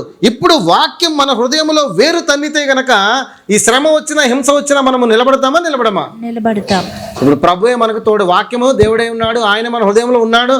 మరి ఆయన మనలో ఉన్నాడు అనుకోండి, మన ప్రయత్నాలు అవసరం లేదు. ఆ కార్యం చేసేది కూడా ఆ వాక్యమే మన హృదయంలో కార్యం చేస్తుంది ప్రియులారా. మరి ఇప్పుడున్నటువంటి రోజుల్లో అరిస్తార్కు లాగా, పౌలు లాగా మనము నిలబడాలి అనుకున్నట్లయితే కనుక ఎటువంటిదైనా సరే, వ్యక్తిగత విషయమైనా తీసుకోండి, మీరు ఒంటరిగా ఉన్నా, మీరు కుటుంబంగా ఉన్నా, మీకు శ్రమలో ఉన్నా, ఎటువంటి బాధ కలుగుతున్నా, ఏ పరిస్థితిలోనైనా సరే మీకు శక్తి కావాలా, బలము కావాలా, ఆదరణ కావాలా, ఏది కావాలన్నా సరే మీ హృదయంలో వేరు తన్నాల్సింది ఒకటి వాక్యం. ఇంతకు మించి మరి ఏది కూడా లేదు ప్రియులారా. అందుకోసమే ప్రియులారా ప్రతిరోజు ప్రతి ఆదివారం చెప్తాను ఈ మాట, దయచేసి వాక్యమును చదవండి, వాక్యము చదవండి. ఈ పరిస్థితులు, ఈ యొక్క స్థితిగతులన్నీ మారాలన్నా, మనము బలంగా నిలబడాలన్నా సరే వాక్యమే కావాలి మనకి. ఆ వాక్యము లేకపోతే కనుక నీరు లేని చెట్టు ఎండిపోయిన రీతిగా మన యొక్క జీవితాలు కూడా ఎండిపోయినట్టుగా ఉంటాయి. వాక్యాన్ని నిర్లక్ష్యపరిస్తే కనుక మనం ఎక్కడా కూడా మనం ఫ్లరిష్ అయినట్టుగా ఉండదు. నా ఉద్దేశం ఏంటంటే ఫ్లరిష్ అవ్వడం అంటే ఇప్పుడు ధనము, బిల్డింగ్లు అవన్నీ కాదు, ఆత్మీయంగా ఎదగటము ప్రియులారా మనము. అదేవిధంగా ప్రతి చిన్న విషయానికి ఉన్నటువంటి ఆ భయం ఎక్కడ పోతుందో తెలుసా? హృదయంలో ఎప్పుడైతే వాక్యం ఉంటుందో అక్కడ ఆ భయము అనేటువంటి అన్ని కూడా తొలగించబడిపోతాయి. ఏదైనా రానివ్వండి, కష్టం రానివ్వండి, రోగం రానివ్వండి, శ్రమ ఏదైనా ఎదురుపడుతుంది అనుకోండి, వాక్యం హృదయంలో ఉంటే వేరు తన్నితే కనుక ధైర్యంగా ఎదుర్కొంటాం మనము. చివరాఖరికి ఏమనేస్తామో తెలుసా? ఏముంది జీవితము, ఈ రోజున కళ్ళు మూస్తే ప్రభు సన్నిధిలో అక్కడ కళ్ళు తెరుస్తాం, అంతేనా కాదు? నిత్యము ఆయనతో పాటు ఉంటాము, ఇది అల్పమైనటువంటిది, జరగాల్సింది అదే కదా అని చెప్పి ధైర్యంగా మనం చెప్పగలుగుతూ ఉంటాం అన్నమాట. అదే వాక్యం మన హృదయంలో లేదనుకోండి, ప్రతి విషయానికి మనకు భయమే. ఏమైపోతామో అని, లేకపోతే పరిస్థితి ఎలాగైపోతుందో, మన చేతులు దాటిపోతుందేమో అని భయపడిపోతాము. అది అవసరం లేదు ప్రియులారా. వాక్యం మనలో ఉంటే కనుక నిశ్చయముగా మనం అన్నిటినీ ఎదుర్కొనగలుగుతాము. అరిస్తార్కు హృదయంలో వాక్యం ఉంది, పౌలు హృదయంలో వాక్యం ఉంది. మన ముందున్నటువంటి సాక్షి సమూహం వాళ్ళందరి దగ్గర ఆ వాక్యము తమ హృదయాల్లో వేరు తన్ని ఉంది కనుకనే వాళ్ళందరూ కూడా బలంగా నిలబడ్డారు. సో మనం కూడా మరి అలా నిలబడాలంటే కనుక మనకి కావాల్సింది కూడా అదే వాక్యం అని మనము అర్థం చేసుకోవచ్చు. మరొక విషయాన్ని గమనిద్దాం ప్రియులారా. ఇదే 14వ అధ్యాయము అపోస్తుల కార్యములో 22వ వచనంలోకి ఒక్కసారి వెళ్దాం. ఈ అరిస్తార్కు హృదయంలో మరొకటి ఉంది, ఈ వాక్యం కాకుండా. అదేంటో చూడండి ఒకసారి. అపోస్తుల కార్యములో 14వ అధ్యాయం 22వ వచనం. అంటే అతడు ఈ సందర్భంలో రక్షణ అనుభవంలోనికి వచ్చి ఉంటాడని మనం అనుకుంటున్నాం కదా. చదవండి. శిష్యుల మనసులను దృఢపరిచి విశ్వాసమందు నిలకడగా ఉండవలననియు అనేక శ్రమలను అనుభవించి మనము దేవుని రాజ్యంలో ప్రవేశింపవలననియు వారిని హెచ్చరించి. ఇప్పుడు ఇక్కడ ఈ పౌలు గారు ఈ యూదుల సమాజ మందిరంలోనికి అక్కడ ఉన్నటువంటి సేవకులు వెళ్ళి ప్రకటిస్తూ చెప్తున్నప్పుడు ఈ మాట అరిస్తార్కు హృదయంలో పడి ఉండదా? పౌలు ప్రకటిస్తున్నప్పుడు పడి ఉంటుంది కదండి. ఇప్పుడు తన హృదయంలో ఏముంది? ఇప్పుడు మరొకసారి చూడండి అందరూ కూడా 22వ వచనంలో ఏమంటాడు ఇప్పుడు అక్కడ? శిష్యుల మనసులను దృఢపరిచి విశ్వాసమందు నిలకడగా ఉండవలనని దృఢపరిచాడు తమ విశ్వాసాన్ని. తర్వాత మనసులను స్థిరపరిచాడు, నిలకడగా ఉండాలని చెప్పాడు. చెప్పిన తర్వాత ఈ మాటను చెప్పేశాడు ప్రియులారా, అనేక శ్రమలను అనుభవించి మనము దేవుని రాజ్యంలో ప్రవేశించవలెనని వారిని హెచ్చరించాను. నాటబడిపోయింది తన హృదయంలో, అరిస్తార్ హృదయంలో. అందుకే ఎన్నడూ ఎన్ని కష్టాలు వచ్చినా, శ్రమలు వచ్చినా దేవుని విషయంలో ఎన్నడూ వెనకడుగు వేసినట్టుగా కనపడట్లేదు. పౌలు వెనకడుగు వేయలే, అరిస్తార్కు కూడా ఎప్పుడు వెనకడుగు వేసినట్టుగా లేదు. ఎక్కడ చూసినా వెంబడిస్తుంటే కనపడుతుంది, చివరాఖరికి చెరలో కూడా కనపడుతున్నాడు. కారణం ఏంటంటే ఒక్కసారి విత్తబడింది ఆ వాక్యము తన హృదయంలో. ఎన్ని శ్రమలు వచ్చినా సరే మనము పరలోక రాజ్యం చేరటమే మన గమ్యము అన్నటువంటిది అది అతడి హృదయంలో నాటబడిపోయింది. ప్రియులారా, ఆ నాటబడిపోయింది కనుకనే అతడు ఎన్ని శ్రమలైనా అనుభవించినట్టుగా మనం చూస్తూ ఉంటాం. 20 అధ్యాయానికి రండి ఒకసారి. ఇక్కడ కూడా మనము ఇందాక చదువుకున్నాం కదా, వీళ్ళందరూ గ్రీసుకి సిరియాకి వీళ్ళంతా తిరుగుతూ వెళ్ళినట్లుగా మనం వీళ్ళందరూ మాతో కూడా ఉన్నారన్నాడు కదా. 24వ వచనం చదవండి ఇప్పుడు. అయితే దేవుని కృపాసువార్తను గురించి సాక్ష్యం ఇచ్చుటేందు నా పరుగును నేను ప్రభువైన యేసు వలన పొందిన పరిచర్యను తుదముట్టింపవలనని నా ప్రాణమును నాకెంత మాత్రమును ప్రియమైనదిగా ఎంచుకొనటలేదు. 20వ అధ్యాయంలో వాళ్ళందరూ ఉన్నారండి, పౌలతో పాటు ఉన్నారండి. మరి వీళ్ళందరూ ఉన్నప్పుడు వాళ్ళందరితో దగ్గర ఉన్నప్పుడే ఈ మాట పలుకుతున్నాడా? ఏమంటాడు? నేను పరిచర్య తుదముట్టించాలని నా ప్రాణమును ఎంత మాత్రం కూడా ప్రియమైనదిగా ఎంచట్లేదు. మరి అరిస్తార్కి ఎంచుంటాడంటారా? కష్టాలు వస్తే బాబోయ్ నా ప్రాణమే ముఖ్యము పౌలు, నీతో నేను రాను, నీతో వస్తే ఎందుకు వచ్చిన బాధ, నువ్వు ఎక్కడికి వెళ్తే అక్కడ గొడవలే, నువ్వు ఎక్కడికి వెళ్తే అక్కడ అల్లర్లే, ఎక్కడికి వెళ్ళినా నేను కొట్టాలని చూస్తున్నారు, ఎక్కడికి వెళ్ళినా నేను చంపాలని చూస్తున్నారు, మాటి మాటికి నిన్ను కాపాడుకోలేక చస్తున్నాము, అందులోనూ మేము శ్రమలో పడిపోతున్నాము. ఇలాంటి మాటలు ఏమైనా కనపడుతున్నాయండి అరిస్తార్కు స్వభావంలో? లేదు. ఈ మాట కూడా అతడు హృదయంలో నాటబడిపోయి ఉంటుంది. అందుకోసమే అరిస్తార్కు దగ్గర ఈ స్వభావం కూడా ఉండుంటుంది. ఏంటంటే ఏమైనా చేసి ప్రభు యొక్క స్వార్థను ప్రకటించాలి, ఏమైనా చేయాలి, మన ప్రాణమును ఏం పెద్ద లక్ష్య పెట్టుకోవాల్సిన అవసరమో లేదు అని చెప్పి అక్కడ మనం అర్థం చేసుకోవచ్చు. అరిస్తార్కు యొక్క మనసు ఈ విధంగా ఉండి ఉంటుందని చెప్పి. ప్రియులారా, ఎంతమంది ప్రభునందు విశ్వాసం ఉంచుతున్నారు? ఎంతమంది ప్రభుని యేసుక్రీస్తును ప్రేమిస్తున్నారు? ప్రియులారా, ప్రేమిస్తున్నారని అందరూ కూడాను. అయితే ప్రేమించిన ప్రతి ఒక్కరు కూడాను ఈ మాట చెప్పగలగాలి. ప్రియులారా, రోమిలకు రాసిన పత్రిక వెళదాం రండి ఒక్కసారి. ఈ మాట ప్రతి ఒక్కరూ చెప్పగలగాలి. 8వ అధ్యాయం 18వ వచనం చూడండి. రోమ 8:18. పౌలు గారు చెప్పగలిగారు, అరిస్తార్కు చెప్పగలిగాడు, మీరు నేను కూడా చెప్పగలగాలి. మన ఎడల ప్రత్యక్షము కాబోవు మహిమ ఎదుట ఇప్పటి కాలపు శ్రమలు ఎన్న తగినవి కావని ఎంచుచున్నాను. ఎంతమందికి శ్రమలు ఉన్నాయి చెప్పండి ఇప్పుడు? ఎంతమంది శ్రమలు ఉన్నాయి? చాలా చేతులు వేస్తున్నాయి. మరి ఈ మాట అనగలరా? అంటారా అండి ధైర్యంగా? ఎందుకోసం అంటున్నాడు చూడండి. ఇక్కడ ఇప్పటి కాలపు శ్రమలను పెట్టాడు ఒక పక్కన, రాబోవు మహిమను పెట్టాడు ఒక పక్కన. అవునా? పొందబో మహిమను ఒక పక్కన పెడుతున్నాడు. మన ఎడల ప్రత్యక్షము కాబోవు మహిమ ఎదుట ఇప్పటి కాలము శ్రమలు అసలు ఏమాత్రము కూడా ఎన్న తగినవి కానే కాదు అంటాడు. కాబట్టి భయపడాల్సిన పని ఏమాత్రం కూడా లేదు. సో ఈ మాటలు మన హృదయంలో పదిలపరచబడిపోతే కనుక శ్రమ వచ్చినా బాధ వచ్చినా ఏది వచ్చినా సరే మనం ఏం చేస్తామో నిలబడతాం. ఇందాక అనుకున్నాం కదా, వాక్యము వేరు తన్నితే మనం నిలబడతామని. ఈ మాటలే మన హృదయంలో వేరు తన్నాలి. నా జీవితం ప్రభు కోసం, ఈ విశ్వాసయాత్ర నా ప్రభు కోసం. ఇది ఏమవుతుందంటే తెలుసా పిల్లరా, అపవాది చాలా చక్కగా మనల్ని ఈడ్చుకు వెళ్ళిపోతుంటాడు అనమాట. ఈ రోజున వాక్యం వింటాం కదా, హృదయంలో పదిలంగా ఉంటాయి ఈ వచనాలన్నీ కూడా. నిజమే, శ్రమ వచ్చినా నా ప్రభు ఉన్నాడు, నాకు ధైర్యం. నిజమే, నా జీవితం ప్రభు కోసమే అని అనిపిస్తూ ఉంటుంది. ఆ తర్వాత ఇంకో వచనం కూడా చూసేయండి. ఇదే 8వ అధ్యాయము 35వ వచనం చూడండి. ఏది కూడా దాని నుంచి ఎడబాయవు అని చెప్పి ఇక్కడ పలుకుతున్నాడు అన్నమాట. 35వ వచనం చదవండి. ఇక్కడ క్రీస్తు ప్రేమ నుండి మనలను ఎడబాపు వాడెవడు? క్రీస్తు ప్రేమ నుండి మనలను ఎడబాపు వాడెవడు? ఎవడు ఎడబాపుతాడు ప్రభు ప్రేమ నుండి? శ్రమ, బాధ, హింస, కరువు, వస్త్రహీనత, ఉపద్రవము, ఖడ్గము, ఏదైనా ఎడబాపున అంటున్నాడు. ఏంటి ఎడబాపుతుంది ఏదైనా? ప్రభువైన యేసుక్రీస్తు ప్రేమ మీ హృదయాల్లో ఉందా లేదా? మరి వీటిలో ఏదైనా మీకు వచ్చిందనుకోండి, అది దాని నుంచి వెళ్ళిపోతుంది అంటారా? ప్రభు ప్రేమ వెళ్ళదు కదా, నిశ్చయంగా వెళ్ళదు కదా. అయితే నిశ్చయమే ప్రభు కోసం మనం చేస్తాము అన్నీ ఉంటున్నది నిశ్చయమే. అది మనమందరం విశ్వాసులమే, నిశ్చయంగా ఉన్నాము. కాకపోతే అపవాది మన కళ్ళుకి ఏం చేస్తాడు తెలుసా? అలా ఒక పొరను కల్పిస్తాడనమాట. ఈ వచనాలన్నీ మర్చిపోతాం. అన్నీ మర్చిపోయి మనము ఆ స్థితి వచ్చినప్పుడు, ఆ సందర్భం వచ్చినప్పుడు ఈ నోటి ద్వారానో, ఈ తలంపుల ద్వారానో, మన ఆలోచనల ద్వారానో ఏం చేస్తామంటే అనకూడని మాటలు అనేస్తాం. వస్త్రహీనత వచ్చిందనుకోండి, ఏంటి ప్రభు అన్యుడైనటువంటి వారే బోల్డ్ని కొత్త బట్టలు, పట్టు చీరలు లక్షలు పెట్టి కట్టుకుంటున్నారు, విశ్వాసాలైన నాకు ఈ మామూలు చీర ఇచ్చావు, నాకు నువ్వు ఎందుకు వచ్చిన బట్టలు నాకు? ఏడుస్తాం ఇప్పుడు. వస్త్రహీనత ఇచ్చాడు అనుకుందాం, చిరిగిపోయిన వేసుకురావాలనుకుందాం, ఇంకా ఉంటుంది చూడండి భర్తలకు. అక్కడ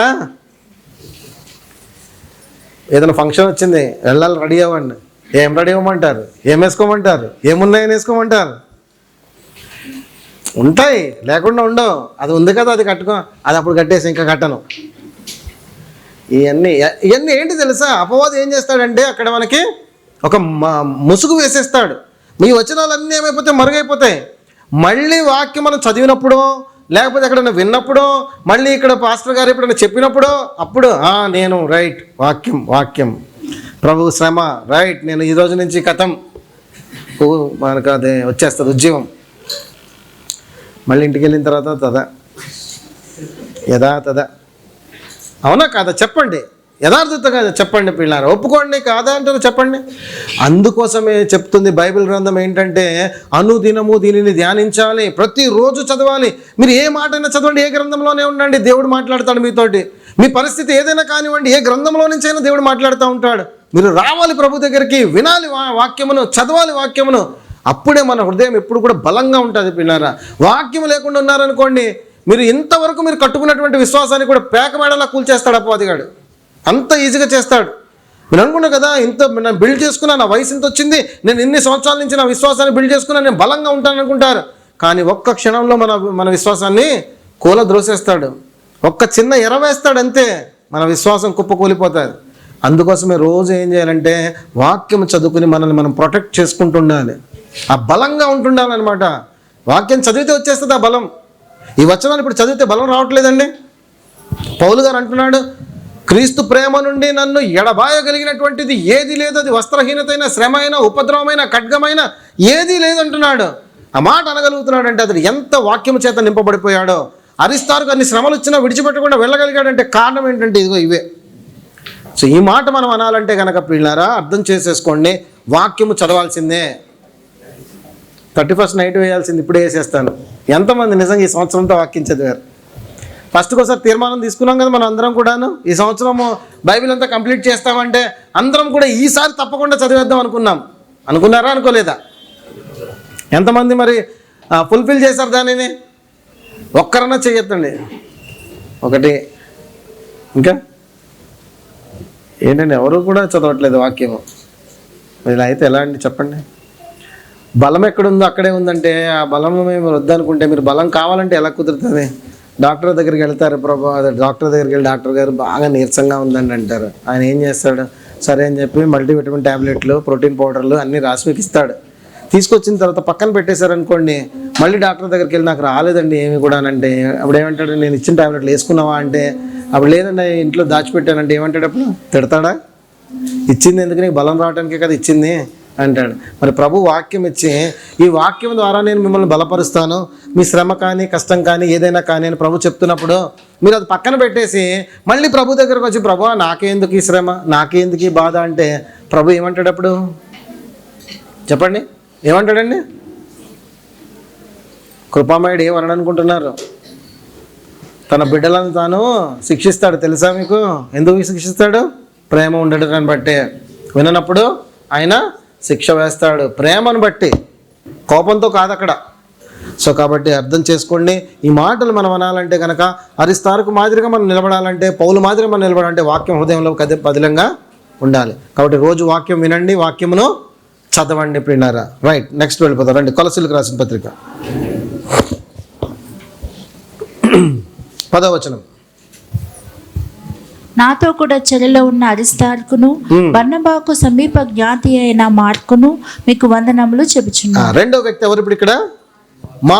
మార్కుని ఒక్కడినే డైరెక్ట్గా ప్రస్తావించలేదు, ఇంకో పేరు అటాచ్ చేశాడు ఇక్కడ. ఎవరి పేరు అటాచ్ చేశాడు ఇక్కడ? బర్నబాకు బాగా సమీపమైనటువంటి వాడు ఉన్నాడు, అతడు మార్కు మీకు వందనాలు చెప్తున్నాడు అన్నాడు. ఈ బర్నబా గురించి ఈరోజు మనం ధ్యానించము, నెక్స్ట్ వీక్ ధ్యానిద్దాం. ఎందుకంటే బర్నబా గురించి చాలా విషయాలు మనము తెలుసుకోవాలి. సుమారుగా ఒక 20 నుంచి 30 వచనాలు బర్నబా గురించి రాయబడి ఉంటాయి. ఎంతో కొంత మనకి ప్రభు అందులో నుంచి గట్టి ఇన్ఫర్మేషన్ ఇస్తాడని నాకు గట్టి నమ్మకం. కాబట్టి బర్నబా గురించి వచ్చే వారము చూద్దాం. కాకపోతే ఇప్పుడు బర్నబాకు బాగా దగ్గరగా ఉన్నటువంటి వ్యక్తి అని చెప్పి ఈ మార్కు గురించి మాట్లాడుతూ ఉన్నాడు పిల్లారా. ఈ మార్కుకి ఇంకొక పేరుంది, ఇందాకే మనం చదివాము అపోస్తల కార్యములు 12వ అధ్యాయం 25వ వచనములో. బర్నబా, పౌలు, మార్కు ముగ్గురు కూడా పరిచర్య చేస్తున్నారని చెప్పి అక్కడ రాయబడి ఉంటుంది. ఆ మాట చదవండి ఒకసారి. అపోస్తల కార్యములు 12వ అధ్యాయం 25వ వచనము. బర్నబాయు సౌలును తమ పరిచర్య నెరవేర్చిన తర్వాత మార్కు అని మారు పేరు కలిగినటువంటి యోహాను. ఇతడు పూర్తి పేరు ఏంటంటే ఇంకా అందరూ ఏంటంటే మార్క్ జాన్ అంటారు ఈయనని, లేదా జాన్ మార్క్ అంటారు ఈయన. ఎందుకంటే ఆయన పేరు యోహాను, తర్వాత మారు పేరు కలిగిన వాడు మార్క్ అని చెప్పి అతడికి ఇవ్వబడతా ఉందన్నమాట. ఇతడు పేతురుతో పాటు బాగా అసోసియేట్ అయి ఉంటాడు పిల్లారా. ఎందుకంటే 1 పేతురు 5:13 చూస్తే కనుక అక్కడ ఏం రాయబడి ఉంటుందంటే ఈ మార్కు గురించి, నా ప్రియమైన కుమారుడైన మార్కు అని చెప్పి అతడు ప్రస్తావిస్తాడు 1 పేతురు 5:13. ఇంకా చూడక్కర్లేదు. అంటే ఏంటి, పేతురు ఇతడు గురించి మాట్లాడటం మనం చూస్తూ ఉంటాం. మరొక సందర్భము బైబిల్లో మనకు కనపడతా ఉంటుంది. ఇదే 12వ అధ్యాయంలో ఉందన్నమాట. ఇందులో ఒకసారి వచ్చేయండి, 12వ అధ్యాయము 12వ వచనము అపోస్తుల కార్యముల్లో. ఇట్లా ఆలోచించుకుని అతడు మార్కు అను మారు పేరు గల యోహాను తల్లి అయిన మరియ ఇంటికి ఏమని రాయబడి ఉంది ఇప్పుడు మార్కు గురించి? ఇక్కడ మరొక విషయము, ఇప్పుడు సందర్భం ఏంటో చెప్తాను, గమనించండి పిల్లరా. పేతురు చెరసాల్లో ఉన్నాడు. దూత సహాయము ద్వారా అతడు ఆ చెరసాల నుంచి బయటకు వచ్చాడు. బయటకు వచ్చిన తర్వాత వెళ్ళి ఒక తలుపు తడుతున్నాడు. ఒక చిన్నది వచ్చి బయటకు వచ్చి చూస్తుంది. అమ్మ పేతురు వచ్చాడని పరిగెత్తుకుంటూ లోపలికి వెళ్ళి చెప్తాది. వాళ్ళందరూ నువ్వు పిచ్చిదాని అంటారు. మళ్ళీ తిరిగి వచ్చి మళ్ళీ పేతురే ఉన్నాడని మళ్ళీ చెప్తే కనుక వాళ్ళందరూ కూడా పరుగున వచ్చి చూస్తారు. నిజంగా పేతురే ఉన్నాడు అనగానే పేతురు చేసైగా చేసి మౌనంగా ఉండండి అని చెప్పి లోపలికి వస్తాడు. ఇంతకీ అక్కడ అందరూ కూడా కూడి ఉండి ఏం చేస్తున్నారు అది చూద్దాం. 12వ వచనంలో అది రాస్తున్నాడు. సందర్భం అర్థమైంది కదండి అందరికీ? చదవండి. ఇట్లు ఆలోచించుకొని అతడు మార్కు అను మారు పేరు గల యోహాను తల్లి అయిన మరియ ఇంటికి వచ్చాను. అక్కడ అనేకులు కూడి ప్రార్థన చేయుచుండిరి. చూడండి పిల్లరా, అనేకులు ఏం చేస్తున్నారు అక్కడ? ప్రార్థన చేస్తున్నారు. ఎవరింట్లో ప్రార్థన జరుగుతుంది? ఇక్కడ మార్క్ ఇంట్లో జరుగుతుంది పిల్లరా. అక్కడ రాసిన మార్కు మారు పేరు కలిగినటువంటి యోహాను మారు పేరు కలిగిన మార్కు తల్లి అయిన మరియ ఇంట ప్రార్థన జరుగుతుండే అని రాయబడి ఉంది అక్కడ. అంటే ఇప్పుడు తల్లి ఇంట జరుగుతుందంటే అక్కడ మార్కు ఇంట్లో జరుగుతున్నట్టే కదండి. అంటే మార్కు ఇంట్లో ప్రార్థన జరుగుతున్నట్టుగా ఇక్కడ ఎవరు వచ్చారు అక్కడికి? పేతురు వచ్చాడు. ముందు పేతురు బాగా అసోసియేట్ అయ్యాడు అనమాట. అందుకోసమే మనం ఈ మార్కు సువార్త ఉంది చూసారా, రెండవది గాస్పల్స్ 3, సినాప్టిక్ గాస్పల్స్ 3, 1 యోహాను సువార్త, ఈ మూడిట్లో మార్కు సువార్త రెండవది. ఆ సువార్త రాసినటువంటి గ్రంథకర్త ఈ మార్కే పిల్లారా. అంటే దానికి ప్రూఫ్ ఏమి లేదు. బైబిల్ పండితులు చెప్తారు. ఎందుకోసం అంటే మొత్తం వాళ్ళన్నీ తీసుకున్న ఆధారాలను బట్టి, పేతురుతో పాటు ఎక్కువగా ఉన్నటువంటి సందర్భాలను బట్టి, పేతురు యొక్క ఫస్ట్ హ్యాండ్ ఇన్ఫర్మేషన్ అంతా కూడా మార్క్ పాస్ చేస్తే మార్కే దానిని రాశాడు అని చెప్పి మనకి ఇది అర్థమవుతా ఉందన్నమాట. ఆ సందర్భాలను బట్టి చూస్తారు. అందుకనే పేతురు రాసిన పత్రికలో 5:13 అంటాడనమాట, నా కుమారుడైన మార్కు అని చెప్పి అక్కడ అతడి గురించి మాట్లాడుతూ ఉంటాడు. సో ఫస్ట్ హ్యాండ్ ఇన్ఫర్మేషన్ ఎవరి దగ్గర ఉంది? పీటర్ దగ్గర ఉంది. పీటర్ దాన్ని ఎవరికి పాస్ చేశాడు? మార్కుకి పాస్ చేశాడు. మార్క్ అందుకే ఏం చేశాడంటే వీళ్ళకి రాశాడు మాటలన్నీ కూడాను సువార్తగా పొందుపరిచాడు ప్రేనారా. సో ఈ మార్కుల గురించి ఈ ప్రస్తావన మనకి బైబిల్లో కనపడుతుంది. అయితే మార్కు గురించి 2 విషయాలు ఉన్నాయి. మార్కు గురించి 2 విషయాలు కనపడతాయి. ఒకటి పాజిటివ్గా ఉంటుంది, ఒకటి నెగిటివ్గా ఉంటుంది. అయితే పాజిటివ్గా ఉన్నటువంటి విషయాలు ఏంటో మనం చూద్దాం. ముందు నెగిటివ్ అంటే ఏంటో చూద్దాం పిల్లారా. అపోస్తుల కార్యములు 15వ అధ్యాయానికి రండి. ఇప్పుడు ఈ మార్కు గురించి మనకి ఎక్కువ వచనాలు లేవు. 3 వచనాలు 4 వచనాలు మాత్రమే పొందుపరిచినబడిని. అందులో ఒక చోట కనపడుతున్నాడు ఇక్కడ. ఇందాక ఒకటి చూసాం కదా, ఈ 15వ అధ్యాయంలో 36వ వచనాలు చూద్దాం. కొన్ని దినములైన తర్వాత ఏ పట్టణములలో ప్రభు వాక్యము ప్రచురపరిచితమో ఆయా ప్రతి పట్టణంలో ఉన్న సహోదరుల యొద్దకు తిరిగి వెళ్ళి వారు ఎలాగున్నారో మనం చూద్దామని పౌలు బర్నబాతో అనెను. ఇప్పుడు పౌలు బర్నబాతో ఏమంటున్నాడు? ఇప్పుడు ఇక్కడ మనం ఎక్కడెక్కడైతే సువార్త పరిచర్య చేసి వచ్చామో, ఎక్కడెక్కడైతే వాక్యం ప్రకటించి వచ్చామో అక్కడ శిష్యులు ఎలా ఉన్నారో మనం ఒక్కసారి మళ్ళీ తిరిగి వెళ్ళి చూసొద్దాము అని చెప్పి పౌలు బర్నబాతో అన్నాడు. ఇక్కడ అన్న తర్వాత ఏం జరిగింది? అప్పుడు మార్కు అను మారు పేరు గల యోహాను వెంటబెట్టుకుని పోవుటకు బర్నబా ఇష్టపడి. బర్నబాకు ఒక ఆశ కలిగింది. ఏమని ఆశ కలిగిందంటే, ఇదో మార్కు ఉన్నాడు కదా, ఈ మార్కుని మనం వెంట పెట్టుకుని పోదామని చెప్పి పౌలుతో పాటు అన్నాడు. ఇప్పుడు పౌలుతో అన్నప్పుడు పౌలు సమాధానం ఏంటో చూద్దాం. అయితే పౌలు పంపులియాలో పని కొరకు తమతో కూడా రాక తమ్ముని విడిచిన వాడిని వెంట పెట్టుకుని పోట యుక్తము కాదని తలంచి. నెగిటివ్ పాయింట్ ఏంటంటే మార్కు మీద ఒక మచ్చ ఉంది ఇక్కడ. ఏంటంటే పంపులియాలో పని కొరకు తమతో కూడా తమ్మును విడిచిన వాడిని వెంట పెట్టుకుని పోవుట. మరి పంపులియాలో ఏం పని జరిగిందో, దే పని నిమిత్తం వీళ్ళు వెళ్ళారో, వెళ్ళవలసినటువంటి ఆ సందర్భంలో మార్కు ఎందుకు స్కిప్ అయిపోయాడో, అక్కడ వెళ్లకుండా వెనక్కి ఎందుకు వెళ్ళిపోయాడో, పౌలుకు ఎందుకు అంత కోపం వచ్చిందో, ప్రశ్నకి సమాధానాలు బైబిల్లో లేవు పిల్లారా. కేవలం మనము ఇంటర్ప్రిట్ చేయాలి, అర్థం చేసుకోవాలి. ఏదో మరి ముఖ్యమైనటువంటి పని అయి ఉంటుంది. అవునండి, పౌలు గారికి ఇంత కోపం వచ్చిందంటే కనుక అక్కడ ముఖ్యమైన పని అయి ఉంటుంది. ఆ పనికి వెళ్ళవలసినటువంటి వారు ఎవరెవరు అన్నప్పుడు కొంతమందిని పౌలు ప్రతి చోటకి పంపిస్తూ ఉంటాడు, నిర్ణయిస్తూ ఉంటాడు, నియమిస్తూ ఉంటాడు. సో అటువంటి సందర్భంలో ఈ మార్కును కూడా నియమించి ఉంటాడు. అయితే అసలైనటువంటి సమయంలో వెళ్ళవలసి వచ్చినప్పుడు మార్క్ ఏం చేశాడు? అక్కడ వెనకడుగు వేశాడు. సో ఈ వెనకడుగు వేయటం వలన పౌలుకి ఎంతో కోపం వచ్చింది. కారణం ఏంటంటే వ్యక్తిగతమైనటువంటిది కాదు, ప్రభు పరిచర్య ముందుకు వెళ్లకుండా ఆటంకపరచడానికి ఏదో ఒక కారణం అయి ఉంటాడు మార్కు. అందుకోసం ఎంత కోపం వచ్చి ఇక్కడ బర్నబా బాగా దగ్గర, పౌలు బర్నబా వీళ్ళిద్దరూ కూడా 13వ అధ్యాయంలో మనం చూస్తే కనుక చాలామంది కూడి ప్రార్థన చేసుకుంటా ఉంటే పరిశుద్ధాత్ముడు వచ్చి అంటాడు, పౌల్ని బర్నబాని నా కొరకు ప్రత్యేకపరచండి అంటాడు. అంత ఇద్దరు కలిసి సేవ చేసినటువంటి వారు, పరిశుద్ధాత్ముడు వాళ్ళిద్దరిని జతపరిచినటువంటి వాడు. సో వీళ్ళిద్దరికీ చాలా చాలా క్లోజ్నెస్ ఉంది. అయితే ఇంత క్లోజ్నెస్ ఉన్నప్పటికీ కూడాను మార్కు విషయంలో ఇద్దరికి పడలేదు. అక్కడ అర్థమైందండి ఇది. మార్కు విషయంలో మాత్రము బర్నబా అంటున్నాడు, ఇప్పుడు మార్కుని తీసుకుని వెళదాం మనం అన్నాడు. వెంటనే పౌలు అంటున్నాడు, అతడు మనకు వెంట పెట్టుకుని వెళ్లాల్సినటువంటి సమయంలో అతడు రాలేదు గనక వద్దు అని చెప్పి అక్కడ చెప్పేశాడు. 39వ వచనం ఏం జరిగిందో చూడండి. వారిలో తీవ్రమైన వాదము కలిగినందున, ఈ మాట కేవలం తీవ్రమైన వాదం అని మనకు రాసేశారు, కానీ ఎంత గొడవ పడి ఉంటారు. తీవ్రమైనటువంటి వాదం అంటే వాదం అంటే ఏంటంటే ఇప్పుడు బర్నబా జస్టిఫై చేస్తున్నాడు మార్కుని తీసుకువెళ్దామని, పౌలు జస్టిఫై చేస్తున్నాడు మార్కు వద్దని. ఇద్దరి మధ్య కారణాలు ఉన్నాయి, ఇద్దరికి కూడా రీజన్స్ కనపడుతున్నాయి. అక్కడ ఒకరు రీజన్స్ ఒకరు ఇద్దరు కూడా చెప్తున్నారు, ఇద్దరి మధ్య బాగా తర్కించుకున్నారు. అక్కడ తీవ్రమైపోయింది వాదము. అయిన తర్వాత వారు ఒకరిని ఒకడు విడిచి వేరైపోయి, మార్కు వలన ఎవరిద్దరు విడిపోయారు పిల్లారా? పౌలు బర్నబా విడిపోవాల్సి వచ్చింది. ఈ మార్కు ప్రధానమైనటువంటి కారణం అక్కడ అయ్యాడు. మరి ఏ కారణం చేత, మరి ఎవరిది తప్పు అనేది మనం చూడాలంటే కనుక బైబిల్లో మరొక వచనాన్ని చూడాలి. పిల్లరా ఒక విషయం గమనించండి, ఇక్కడ ఎంతటి వారైనా సరే పొరపాటు పడే అవకాశం ఉంటుంది తెలుసా? ఎంతటి వారైనా సరే, ఈ భూమి మీద ఉన్నటువంటి వారు ఎంత గొప్ప సేవకులైనా, ఎంత గొప్ప విశ్వాసులైనా, ఎంత గొప్ప సంఘస్థులైనా, ఎవరైనా సరే కూడా పొరపాటు పడే అవకాశం ఖచ్చితంగా ఉంటుంది. పౌలు గారు ఇప్పుడు ఇక్కడ ఏమన్నారు?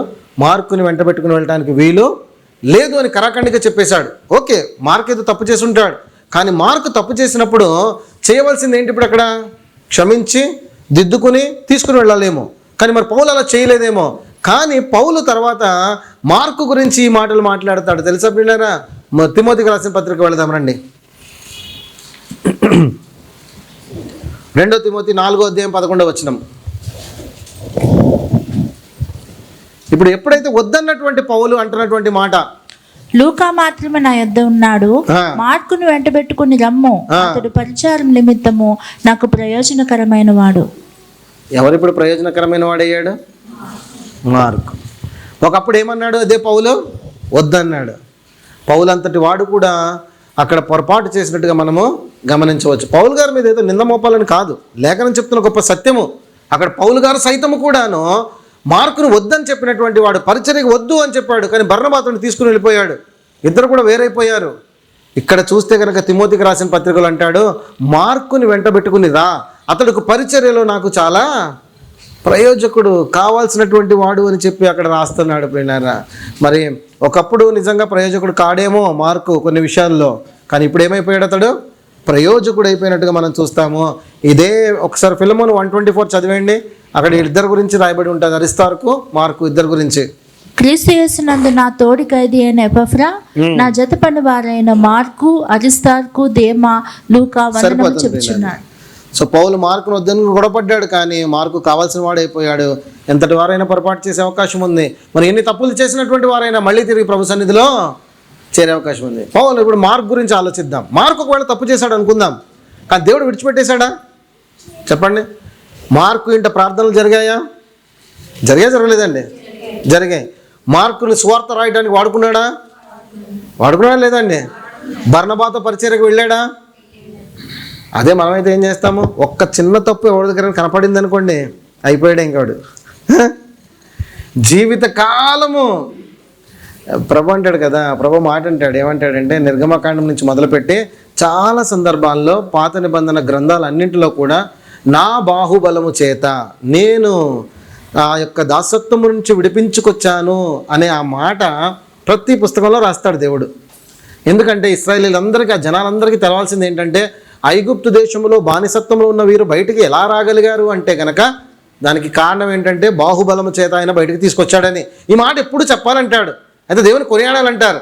అది మనం ఎక్కడ ఉపయోగిస్తున్నామంటే దానిని, అంటే దేవుడు అలా కోరుకున్నటువంటి దానిని ఎవరైనా తప్పు చేశారంటే కనుక ఏ సందర్భం వచ్చినా సరే ఆవిడ తప్పు చేశాడు కదా వద్దు, ఆ తప్పు చేశాడు కదా వద్దు, ఇదే పట్టుకుంటాం మనం. ఇంకా పట్టుకుని ఎలా అంటే ఆ తప్పుని పాపం వాడు ఒకవేళ పొరపాటున మనతో మాట్లాడటానికి వచ్చాడు అనుకుందాం, ఆ సందర్భం లేకపోయినా సరే ఏదో సందర్భం ఎక్కడో తీసుకొచ్చి నువ్వు అలా చేసి ఉండకూడదు, అలాంటి టైంలో సందర్భం ఉండదు, ఎక్కడి నుంచో తీసుకొచ్చి మళ్ళీ అక్కడ రావడం అనమాట. మన భారతీయ స్వభావం అది. ఆ సందర్భంలోకి తీసుకురావాలి ఎలాగైనా సరే ఆ టాపిక్ని. చిన్నపిల్లలు ఎక్కువ మాట్లాడుకుంటూ ఉంటారు.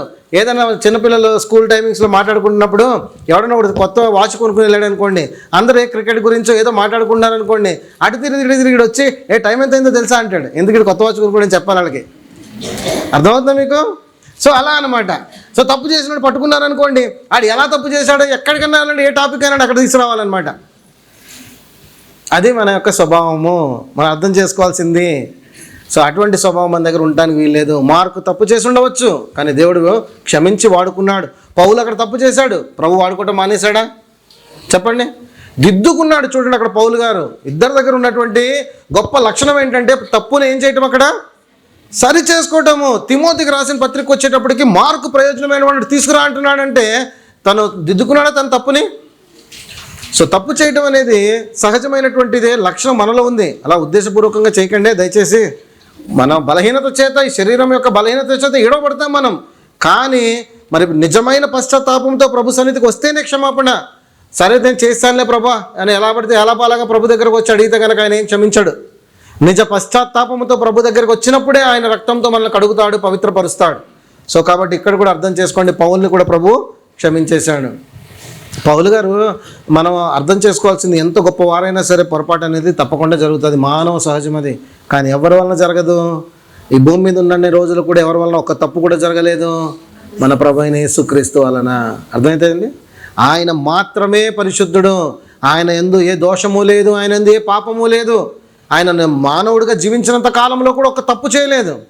ఆ తర్వాత ఆయన వెళ్ళిపోయిన తర్వాత ఇంకా మనం చెప్పక్కర్లేదు. ఆయన నిత్యము పరిశుద్ధుడని కొనియాడబడుతున్నటువంటి వాడు అని మనం అర్థం చేసుకుంటున్నాము. సో కాబట్టి పిన్నారా, చాలా చాలా జాగ్రత్తగా మనం ఈ గొప్ప సత్యాలను పరిశీలన చేసుకోవాలి. మార్కు గురించి మనకు రాయబడినటువంటి అంశాలు ఇవి మాత్రమే, ఇంతవరకే మనకి తెలుస్తూ ఉన్నాయి. కానీ గొప్ప సత్యం ఏంటంటే అతడు ఒకవేళ తప్పిపోయి ఉండవచ్చు, కానీ మార్చుకున్నాడు తన స్వభావం. ఇది మార్కు వలన మనం నేర్చుకుంటాం. తర్వాత చిన్నతనం నుంచి అతడు తన ఇంట ప్రార్థన జరుగుతుంది చూస్తున్నాడు.